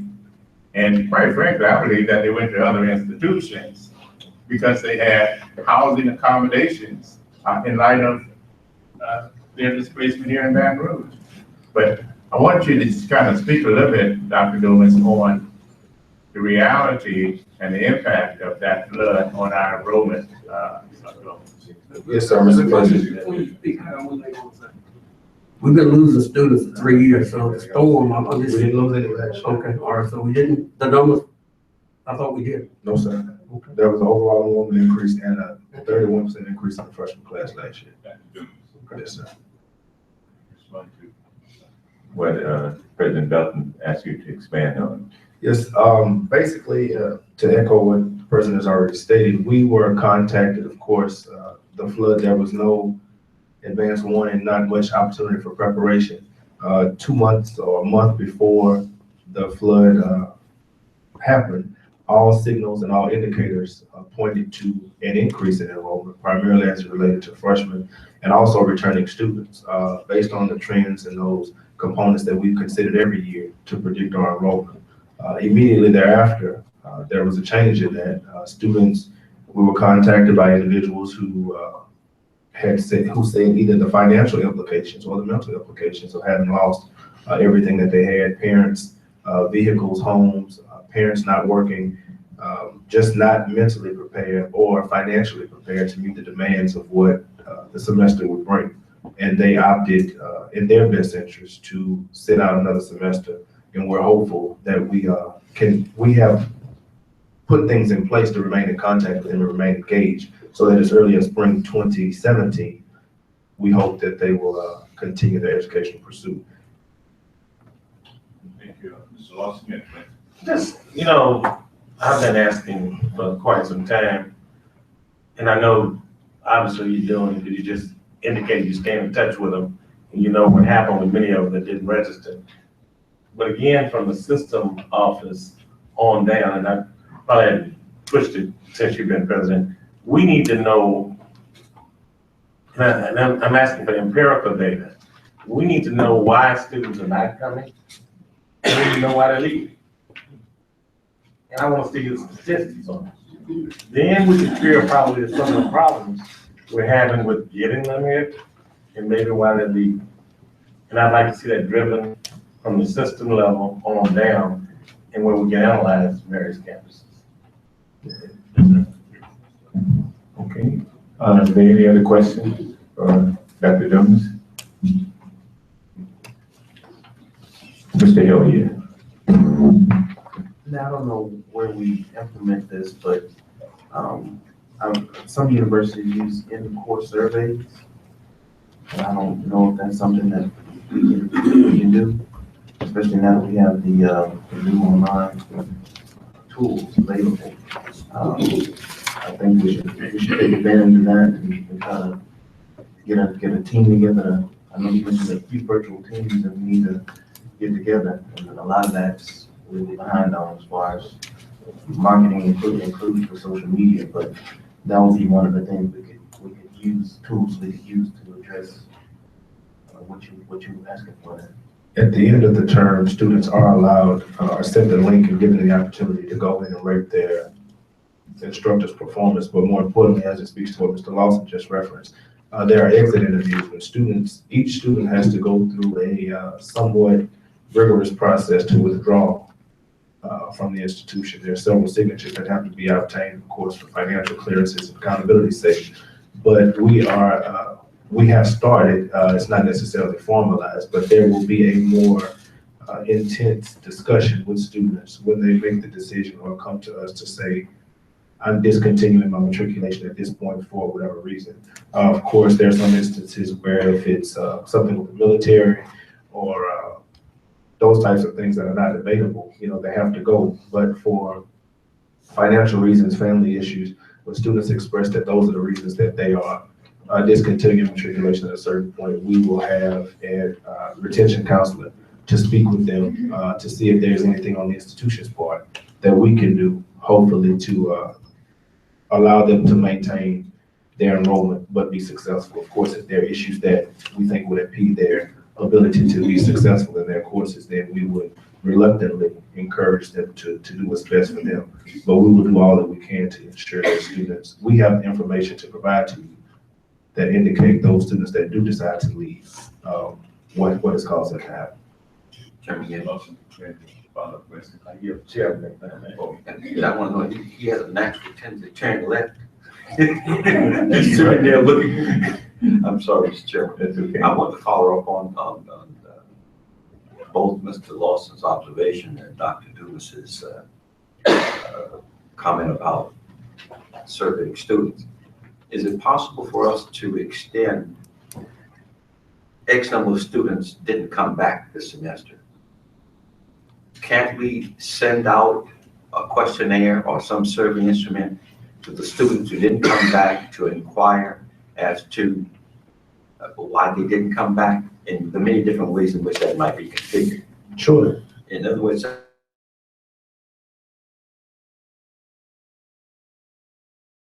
automatically sure they're not coming back. I mean, they don't have their grades, they may suspect they've done well or not done well. It's later on. If there are other financial considerations, at least it might give us a more critical analysis from somebody that's not here, that are intimidated by that, that we may not get the kind of return that you want, but at least we can survey that, since we have addresses for it. Absolutely. Okay. As an old Baptist preacher said, my dad used to do roll call, peripheral roll call. If someone was missing in the church a few Sundays, he'd pick up the phone and find out what's going on. With the new technology we have now, I heard about getting mail. Mr. President, first of all, I want to make sure that our teachers, professors are calling the roll. And I'd like to see the early indicators trigger something to Banner that says, Dr. Dumas, one of your counselors, needs to call this student. They've missed this class 4 or 5 times. I'm just looking at ways to get ahead of the problem before it happens. So let's work on this. And I know we need to go, but this is very important. One other thing I want to ask you is, I'm curious about is the online courses. Where were we with EOSERV? Where are we now? And is there some way you can maybe contact Northwestern and ask them how many people they have online? I'm just very concerned that, are we going in the right direction in fourth grade? Is that possible to be done? For the purposes of EOSERV, EOSERV is no longer a part of our online program. Our online program is completely operated and managed by Southern. Without getting into the details, we notified them once the notice period had ended that we would be moving forward with the program on our own. Okay. Can you still check me or something to get an idea where they are?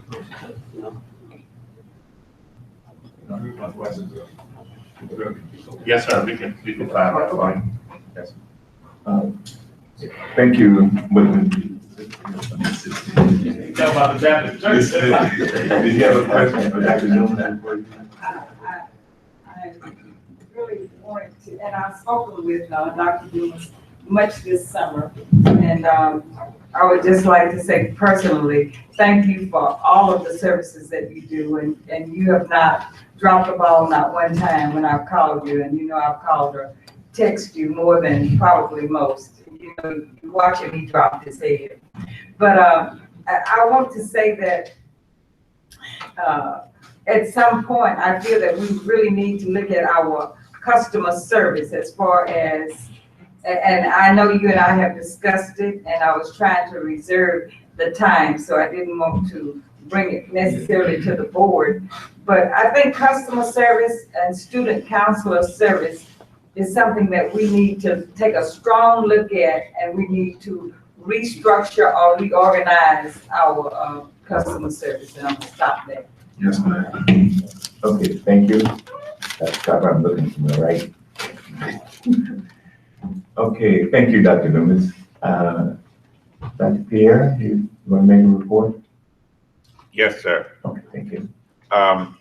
As of the 14th day enrollment, our enrollment was 556. We had a few other students that paid after that 14-day enrollment. In terms of trends, again, we are essentially, as I said before, in a cycle where legal education is seeing a decline nationally with students going to law school. We had over 600 students, 612, 14-day enrollment last year. We would have had 590. We know from our own work that about 30 students did not come and really related to the flood. Either they were first-year students who were from outside of Baton Rouge, who came to Baton Rouge, and first thing that hits them is this massive flood. They went back home and they're not coming back. Hopefully we can get them back next year, but they're probably not coming back. We also had a number of students who are second and third year students who basically have indicated to us that they are not in a position to come to school this semester. They're not withdrawn from us as much as they're going to sit out the fall semester, primarily related to flood issues. And in our case, with respect to our students, so many of them are what we call non-traditional students. So many of them have very significant issues that they've got to deal with respect to home ownership and all the other stuff that comes with people who are affected by the flood. Mr. Chairman. Yes, Dr. Calvin. Is there any particular reason why you don't have anything to pass out as the other campuses have with respect to this issue we're discussing? Do you happen to have something? No, I thought that was provided. It was not provided. Pardon? Oh, no, but every campus at least had something to pass out that we could refer to. I was just saying, you didn't have anything, do you have something in front of you? No, I don't. Those are all on top of your head. Right, yes, right, but we do have written information. I thought that was provided to the board. If not, we can get it, yes, sir. Isn't that okay? Where? Yeah, I'm just wondering, when you said you thought it was out there, I was wondering why you thought that, but maybe right there. Well, as chair of this committee, in the future, we're going to respect written reports from all of the campuses. Yes, sir. As it relates to recruitment and enrollment. Yes, sir. Okay. Yes, sir. Was there any other question for Pierre? Okay. Yeah, I'm trying to formulate something, trying to remember what he said, since I don't have anything in front of me to make reference to. So how does your enrollment look this year? As compared to last year? It's down about 56 students. Okay, but that doesn't tell me, how many students are we talking about last year, and how many students are we talking Yes. about this year? All right, the 14-day enrollment last year amount was 612. We actually had 622 students total, even beyond the 14-day enrollment. At this point, our 14-day enrollment was 556. We had, I believe, an additional 4 students who actually paid, so that number would be 560. So we had anticipated 590 students actually enrolled and paid. So you anticipated a shortfall? Yes, we did. Because of the national trend? or Yes, the something national like this? trend, that's right. We expected about 22 students fewer than we had last year as a result, last fall as a result of the national trend. So this would be all students in all of your programs? Yes, sir. So we have 3 enrollment options. We have what we call full-time day, part-time day, and part-time evening. Now, with respect to this question that was raised earlier, because these are professional students and put in the category of graduate students, as long as they take 9 hours or more, they are considered for purposes of counting for FTEs, full-time students. But we made that distinction for purposes of our enrollment programs. So, Mr. Chairman, in other words, then, the information I'm asking about, he's gonna have this report for us at our meeting in October? Is that? Yes, sir, I definitely have, yes, Broken sir. down, so we understand the categories. Yes, sir. Thank you. Any other questions? Hearing none, Dr. Fields, are you ready to give us a report today on enrollment? Yes, we're being The answer is no in terms of enrollment. I'm not prepared at this time to give you the full figures. Okay, we'll carry it over to. I do understand that we are running about the same place we were last year, 200 plus students. Okay, well then we can expect a report from you at our October meeting. Yes, sir. Correct. Thank you. You got a contract now. You were holding the numbers till we approved that contract. We got one to go. Thank you. Now we move to item 6, other business. We have moved, it's moved by Mr. Braxton to join the meeting. That second? We don't need a second. No. Mr. Chair, this meeting is concluded. Thank you very much, Dr. Gaines. And so now we move to the agenda for the Southern Michigan Board of Supervisors. We now have a roll call vote, Mr. Secretary. Yes, sir. Dr. Tarver. Here. Mr. Braxton. Yeah. Attorney Clayton. Mr. Fondell. Yeah. Mr. Franklin. Dr. Gaines. Yes. Reverend Gant. Reverend Henry. Present. Mr. Hager. Yes. Mr. Lawson. Certainly, President. Attorney McGee. Here. Mr. Small. Present. Mr. Meyer. Here. Mrs. Smith. Present. Reverend Trover. Here. Dr. Whitfield. Present. You have a forum, sir.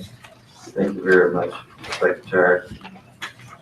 Can we have a motion to adopt the agenda? Those in favor, by no sign of aye. Those opposed, so have it. So adopted.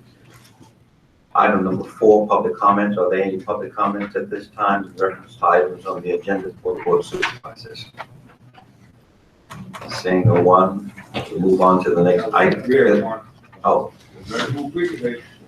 It's 3/4 along the distance, so she's coming from up northwest. Hello, everyone. Good morning, Dr. Tarver, honorable members of the board, Mr. President. My name is Sonia B. Hester, and I serve as Suzzla Faculty Senate President, and I wish to briefly address item 5C. We support the restructured organizational framework as put forward by Chancellor Ellis and look forward to the open processes associated with the same. Thank you so much.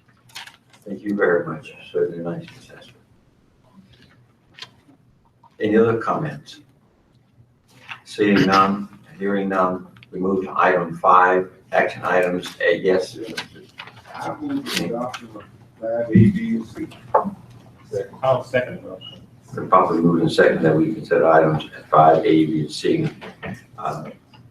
Any opposition? Those in favor, let it know on the sign of aye. Aye. Those opposed? So have it. That brings us to action item 5D. Resolution authorizing the president to negotiate contracts and sign documents as necessary to effect the sale of beer on a trial basis. Mr. President. Second by Reverend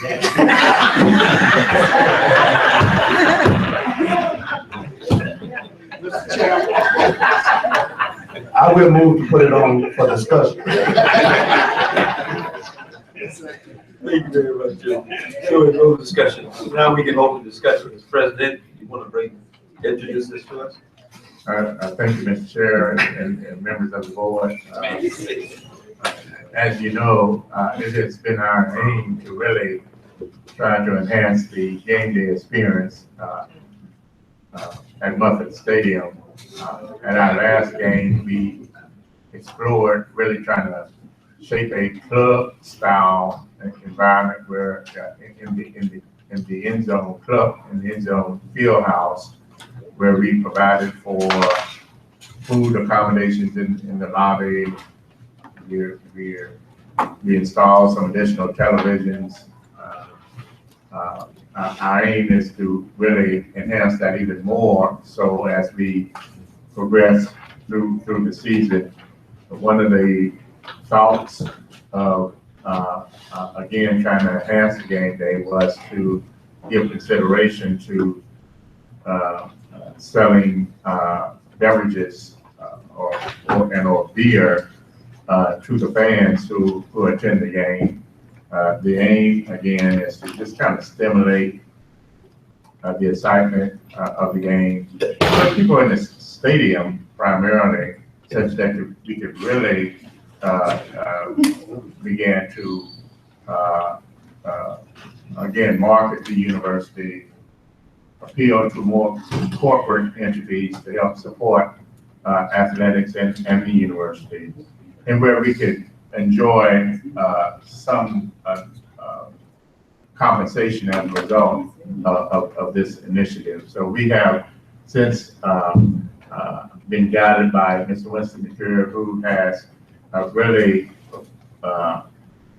given us or provided us with the wherewithal to ensure that the university would not be liable, that we would engage, or we seek your permission to engage in this initiative on a trial basis for the remainder of the football season or for the next 3 games, at which time we will come back to this board offering you an assessment of this initiative and whether or not we would go forth with it or suspend it at that particular time. Yes, Mr. Lawson. You know, I kind of watch the trends of football, and the fastest growing sector happens to be women. Mm-hmm. And there are women, I imagine, that drink beer. I know a few. Well, I'm a deacon in the Baptist church, so But wherever you find four Baptist deacons, you always find a fifth. So I'm glad we're not selling the alcohol. But I will dab into it, because if we're gonna do this, why would you exclude an opportunity to sell daiquiris as well? And a lot of ladies drink daiquiri and men. Can we include that in the motion? Because oftentimes the alcohol content of daiquiris would be less than that of a beer. And would that be something that you've explored? If you allow us to defer to. You just put alcohol content, maximum content in there. I see the doctors leaning forward. Yes. Yeah, I want to withdraw my motion for discussion. You don't like daiquiris? That means you have the floor. Is there a motion on this? No, I just questioned whether they looked at it. No, well, no, we have not looked at that. But I think, you know, what we want to do, is really kind of pilot this property signaling with beer, and then get some feedback, you know, from the fans, from the staff in terms of how we should facilitate it, to what degree we should or should not expand it, you know. So I think this would just represent an opportunity for us to generate those kind of inputs. Yes, ma'am. Yes, ma'am. Have you looked at the trend of other universities at this time? That's one question. Another is there, have you looked at as to if it would be only in a certain section, or will it be universal as far as global as far as the state is concerned? So we looked at those kind of trends. Yes, and it's our understanding that the universities that actually do provide such beverages to their fans, they provide it to the entirety of the stadium. We would envision, you know, offering beer purchases to the east and west, and the end zone. University. Yes. And our initial anticipation would be to designate a stand where licensed providers will disperse the beer, for the beer, where and those stands will be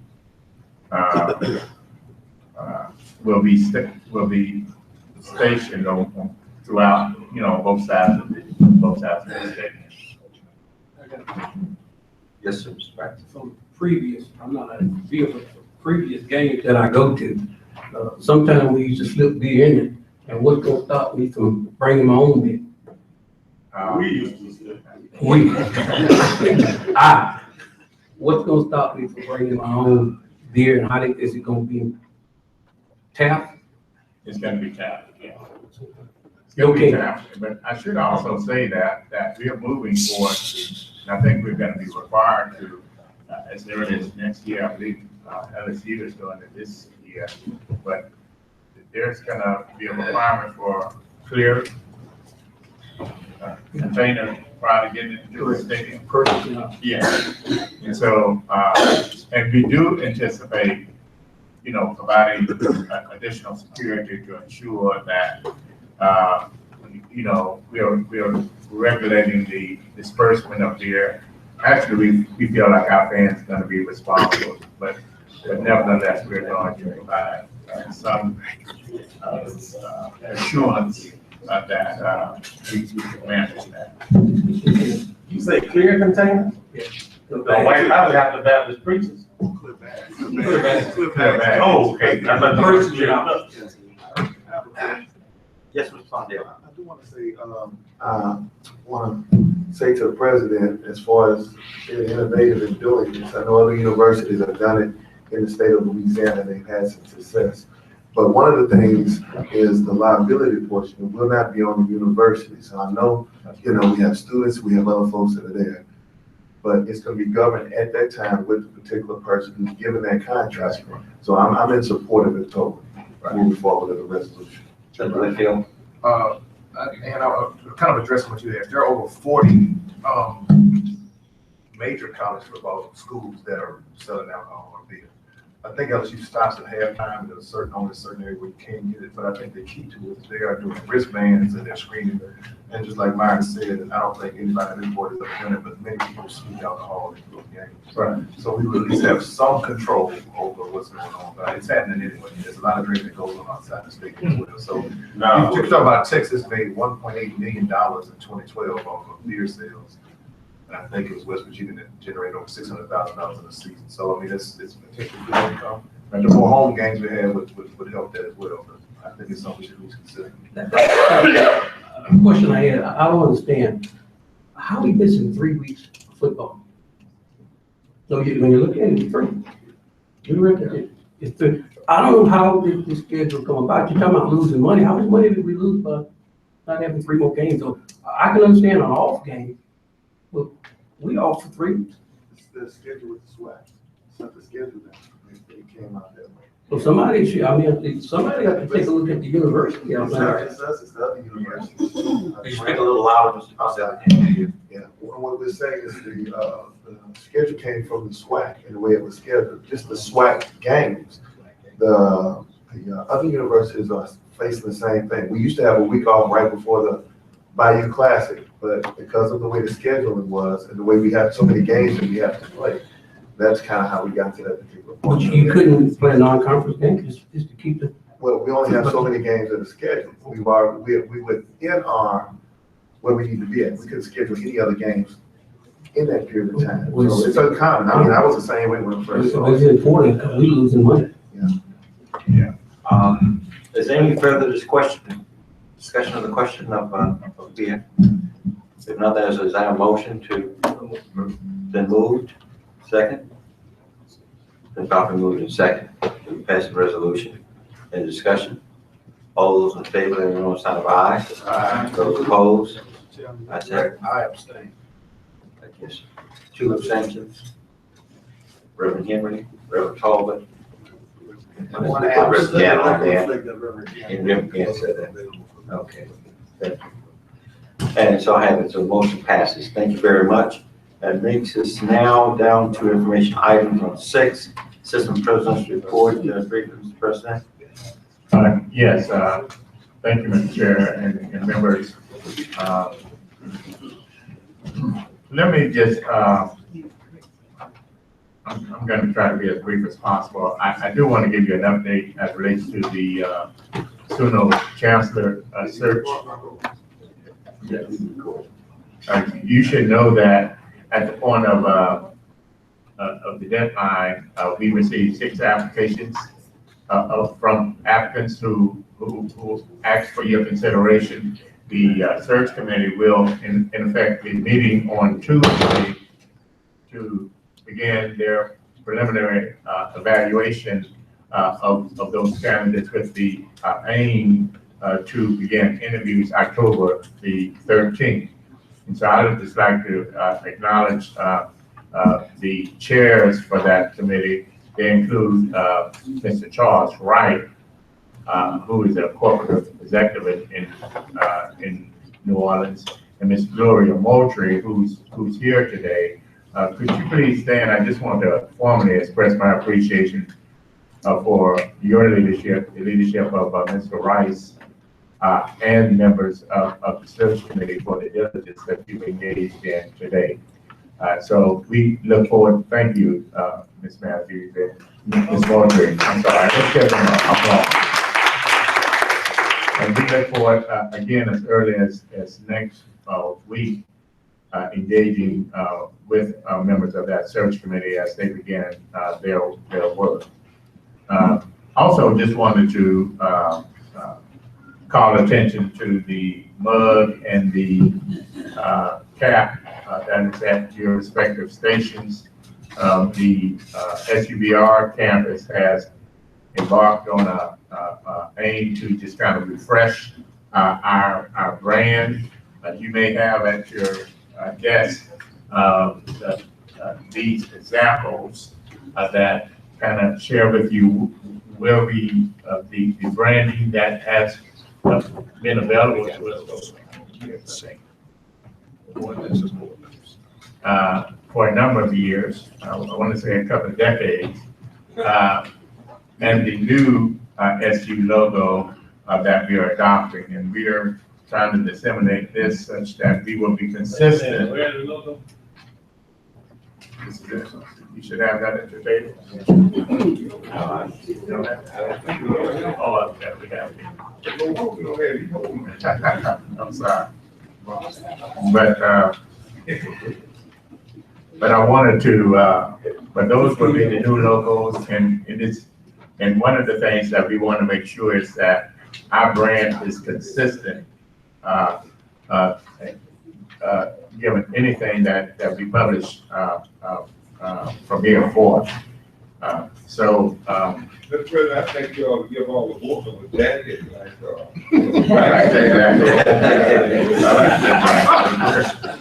Let's send it to the foundation, tell them this is all of their colors that they might want to provide it for everybody. I think so, I think that's a good idea. He's not gonna tell you what he got. I'll get it made.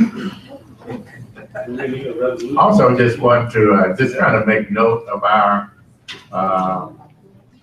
efforts for advancing our medical marijuana agenda. You should know that we did meet ever so recently. Those members of the board who represented you was Dr. Ronnie Whitfield and Dr. Tarver. But there were other parties to include Dr. Bobby Fields, who's bringing leadership to advancing this initiative on our behalf. In that meeting, we understood the need for us to hire a consultant who can bring expertise and leadership to bear as we continue to advance that agenda. I should share with you that the foundation has given indication of their willingness to help support our aim to hire a consultant on a professional service contract. We are moving in that direction such that we're going to be looking to hire a consultant and identify someone who can help us in terms of establishing or embracing a business model that would ultimately allow us to move forth with a RFP. And so this being investors to work with the university to advance that aim. So I just wanted to give you that notice that we are moving forth with our intent to advance that agenda. And we're very optimistic that once we get the consultant on board, that we are going to be able to achieve and fulfill our aims. Yes, Mr. McGee. Mr. Chair, I would like more of the next board meeting, more of an in-depth review of where we were, where we are, and where we're going insofar as medical marijuana. Sure. Just speak to Dr. Whitfield. Just speak to Attorney McGee. We have Can you check his mic? Some extensive meetings and just bringing Dr. Fields up to speed. So we do plan on having a full report for the board at the next meeting. Thank you. thank you, Doctor. I noticed, I guess you say hiring somebody. I noticed where LSU is saying that they ready, start growing there on January 1st. So, that's what their meeting was about. If they're going to do that, would it be a good idea to go who they're using and get up to speed? I don't know who they're using, but instead of hiring somebody now and get going, wouldn't it be better to go there and see what they got going? Move a little faster. Yeah. Well, interestingly enough, I think we participated, there were members, including Dr. Whitfield, Dr. Fields, they engaged with the secretary.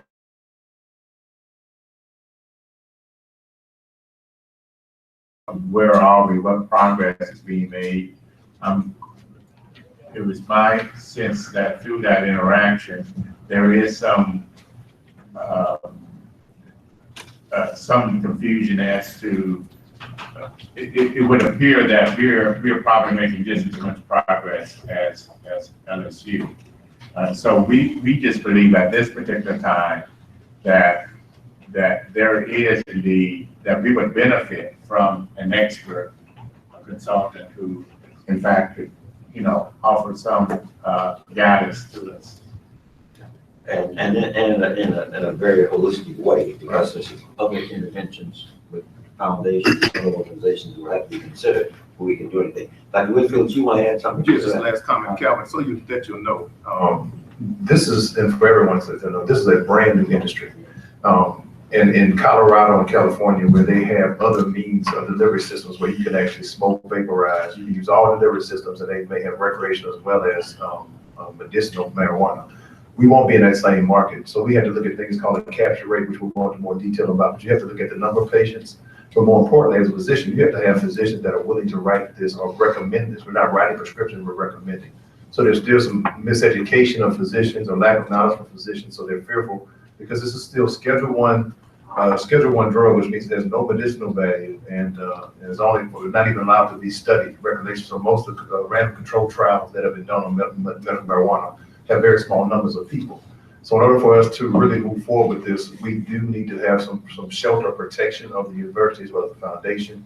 So we can't just jump out there, and I don't want to get into this too deeply, but we don't compete per se with LSU in that sense. We need to make sure that Southern University does it right, and that's why it's taking us, it may look like it's taking a little bit longer, but actually after the meeting that we had with Dr. Tarver, Dr. Belton, I think we're actually a little bit further ahead than most people think. So again, we'll give you guys a full report next month. But trust me, we are on top of this. Thank you for that update. One other thing I'm gonna shut up, talk to Mr. Attorney over there, with this logo. Do we need to approve this? It got all the colors, it has what paint code does this need to be approved by the board, where it be the official logo where nobody can go out there and print this document? To be prudent, if it hasn't been done, the board could authorize the president to take necessary steps to have it trademarked.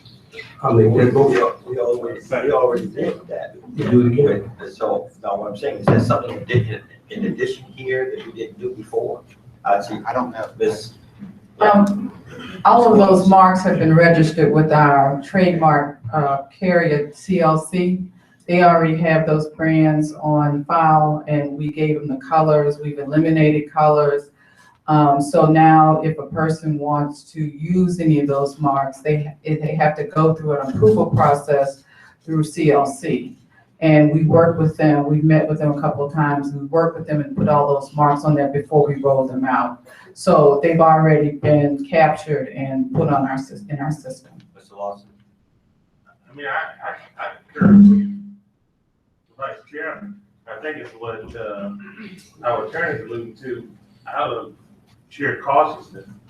I don't see how it can be official if this board doesn't sanction it as being official. So if there's anything that's changed out of these logos, I would like to believe that we should offer resolution as to these being our true logos and our emblems.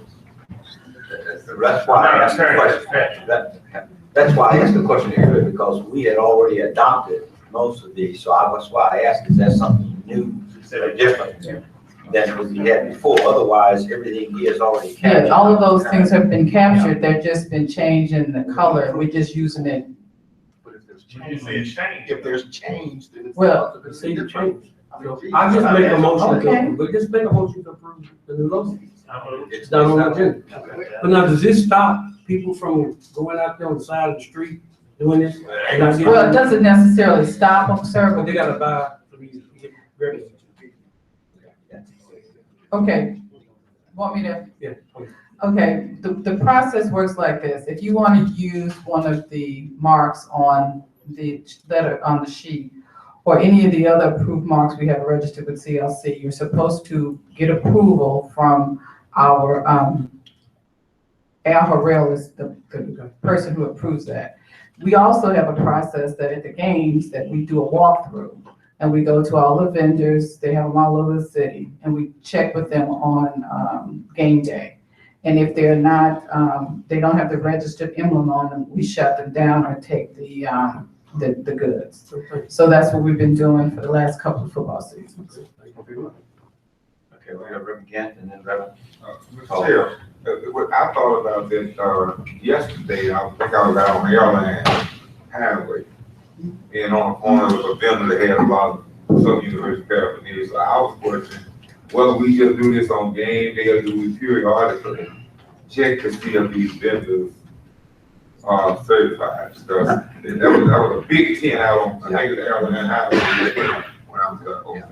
Well, they do two things. They do a walkthrough through game day, and then we also go to stores, individual stores, which may or may not be on game day. So we. What about the tents on the side? Like Oh, yes, we go to those. We go to the ones on Airline, Florida Boulevard. You said we, now who is we? There's a group of students that the foundation hires for every football game, and Al Harrell, along with the police, go out with those Oh, folks. along with the police. Okay. Yeah, all right. I'm straight now. Mr. Chairman. Okay. Yes, I'd just like to move for unanimous consent to put this academic colors, academic logos on the agenda for consideration. A second. Move to second that we do so. In discussion, those in favor, let it know by sign of aye. Those opposed, they have it. Thank you. Well. That's what I said. And I move for approval. That's right. Second. It's been a motion to approve it. I thought we had approved it. No, we just put it on the agenda. Any further discussion on approval? All of those in favor, let it know by sign of aye. Aye. Those opposed, you have it. So done. While we're in the business of doing that, there's one other item that needs to be on the agenda by unanimous consent. That's the resolutions that the president has not gotten to. So moved. Second. Okay. We move in second that we add the resolution to the agenda. All those in favor, on sign of aye. Aye. Opposed? Okay. Thank you. And Mr. President, you want to go through those resolutions when we get to those campus reports? Yes. So let me just offer one other announcement, just for your consideration, and that is with regard to the communication systems in this boardroom. It would be our aim by the time we reconvene again in Baton Rouge that we would have installed some state-of-the-art technology in this boardroom such that it would provide for you a greater ease in going through the board packet, some automated voting and things of that nature. And so we would hope that that would be made available to you upon your return, I believe, in December. So just wanted to offer that a notice to you, and I aim to try to make that happen as soon as possible. Go on. And so I will end my report with that, and offer resolutions if that's okay. Resolutions. The Lexi Holland family, Mrs. Holland, a 22-year-old native of Lake Charles, Louisiana, and a May 2016 graduate of SUBR, passed away Saturday, September 3rd, 2016. The Gloria Jones family, Mrs. Jones, mother of Mrs. Sharon Bird, administrative assistant in the Department of Bands at SUBR, passed away on Wednesday, September 14th, 2016. The Reverend John W. Johnson family, Reverend Johnson, a 1957 graduate of SUBR, who attended the Southern University Law School and was a participant in the 1960 sit-in at Crest Department Store in downtown Baton Rouge, passed away on Thursday, September 15, 2016. He was awarded the honorary Juris Doctorate degree from the Southern University Law Center in 2004 for his civil rights activism. That concludes the resolutions. Thank you. We have a motion to approve the resolution. Second. Been properly moved second to approve the resolutions. All those in favor, sign of aye. Those opposed, so have it. Thank you very much. Now we move on to the campus reports, and if we could do this with some brevity, we would appreciate it very much. Madam Chancellor. The Southern University of New Orleans campus report is enclosed in your packet for review. We would like to invite everyone to the bash on October 28th, which is the next board meeting that will be held in New Orleans.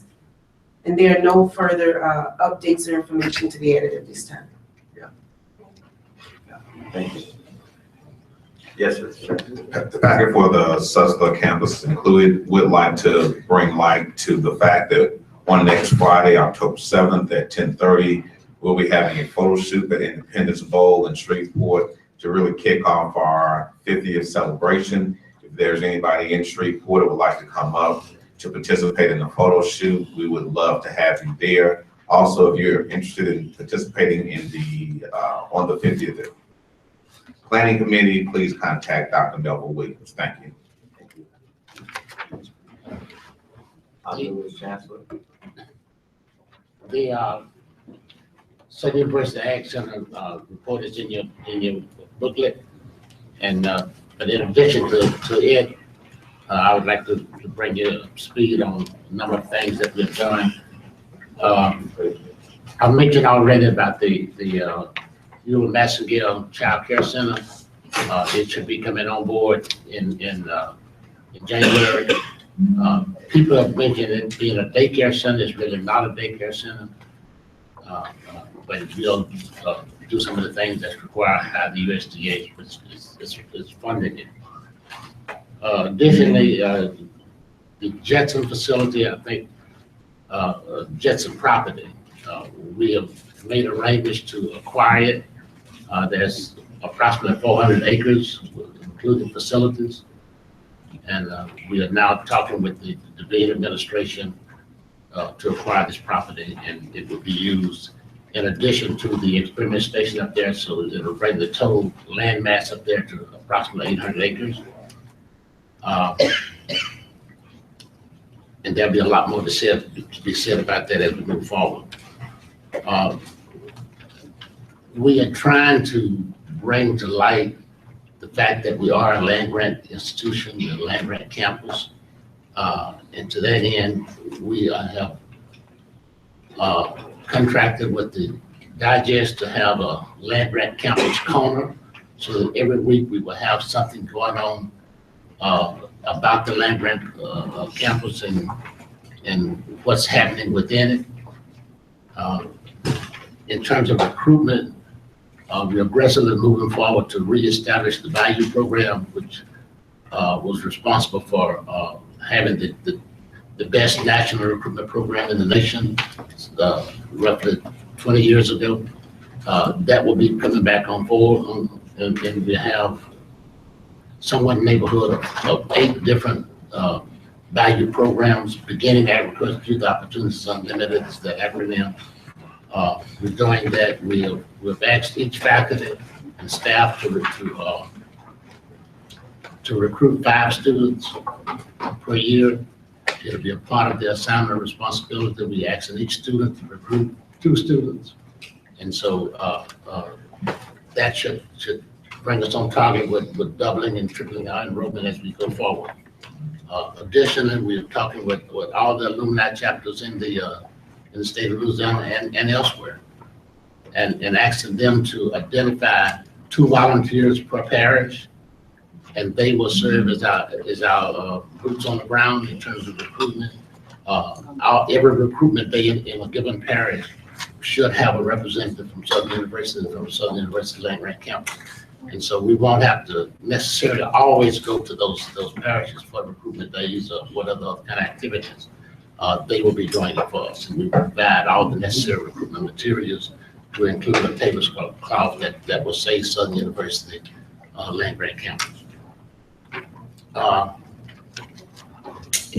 As we talked about a number of things to the general public, they really don't know that we are a land-grant university.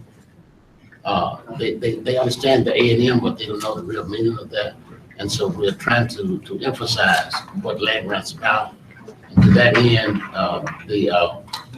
the centerfold of the homecoming digest would be all about land grant and the various programs that we have in there. I understand that there are some 80 viewers, and so we'll be able to do that. Those are just some brief things we want to bring before your attention, and we will bring up to speed with what we have in the. Thank you so very much. We appreciate that. And Chancellor? Yes. Lawson? You have our report. I wanted to take a quick minute to. A minute? 30 seconds. Go on, I'm sorry. Two of our students who are working with the Disaster Law Recovery Clinic, we established a clinic after the flood, and they are here. Yes, Could we ask them to introduce themselves? Good afternoon, everyone. My name is Sharice Hale. I'm from Zachary, Louisiana, and I'm currently a 2L at Southern University Law Center. And I have been giving my time to my fellow citizens of Baton Rouge who are in need of assistance due to the recent flood. Good afternoon. My name is Jonathan Jomley. I am a third-year law student from Maverick, Louisiana. I've also been volunteering my time to help people in that area. Thank you. Thank you. Thank you for coming. Mr. Drummond, we just received an offer for employment at Sidley Austin's law firm in New York, which is the same law firm President Obama and Mrs. Obama put. And then I want to also recognize two individuals, please, Mr. Bruce, Welch, who helped us immensely during the flood by providing alternative housing for our students. And I wanted to present them a gift and recognize them for their service to Southern University Law Center. Sister Judith has partnered with us with the Mill Street Project with our clinic. And Ms. Welch here is a Southern University Law Center alum and long time, I will say, public servant with the city of Baton Rouge, who offered us some space at the visually impaired school on Government Street for our students who needed it in the time of.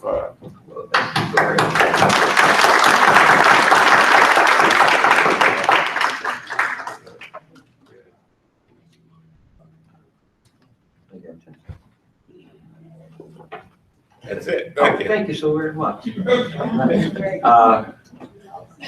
Dr. Brown? Okay. Well, thank you so very much. It seems that you've covered, is there any other business that we have not yet covered? So we need to move to adjourn. All those in favor? All right. So, thank you. We'll see you next month in New Orleans.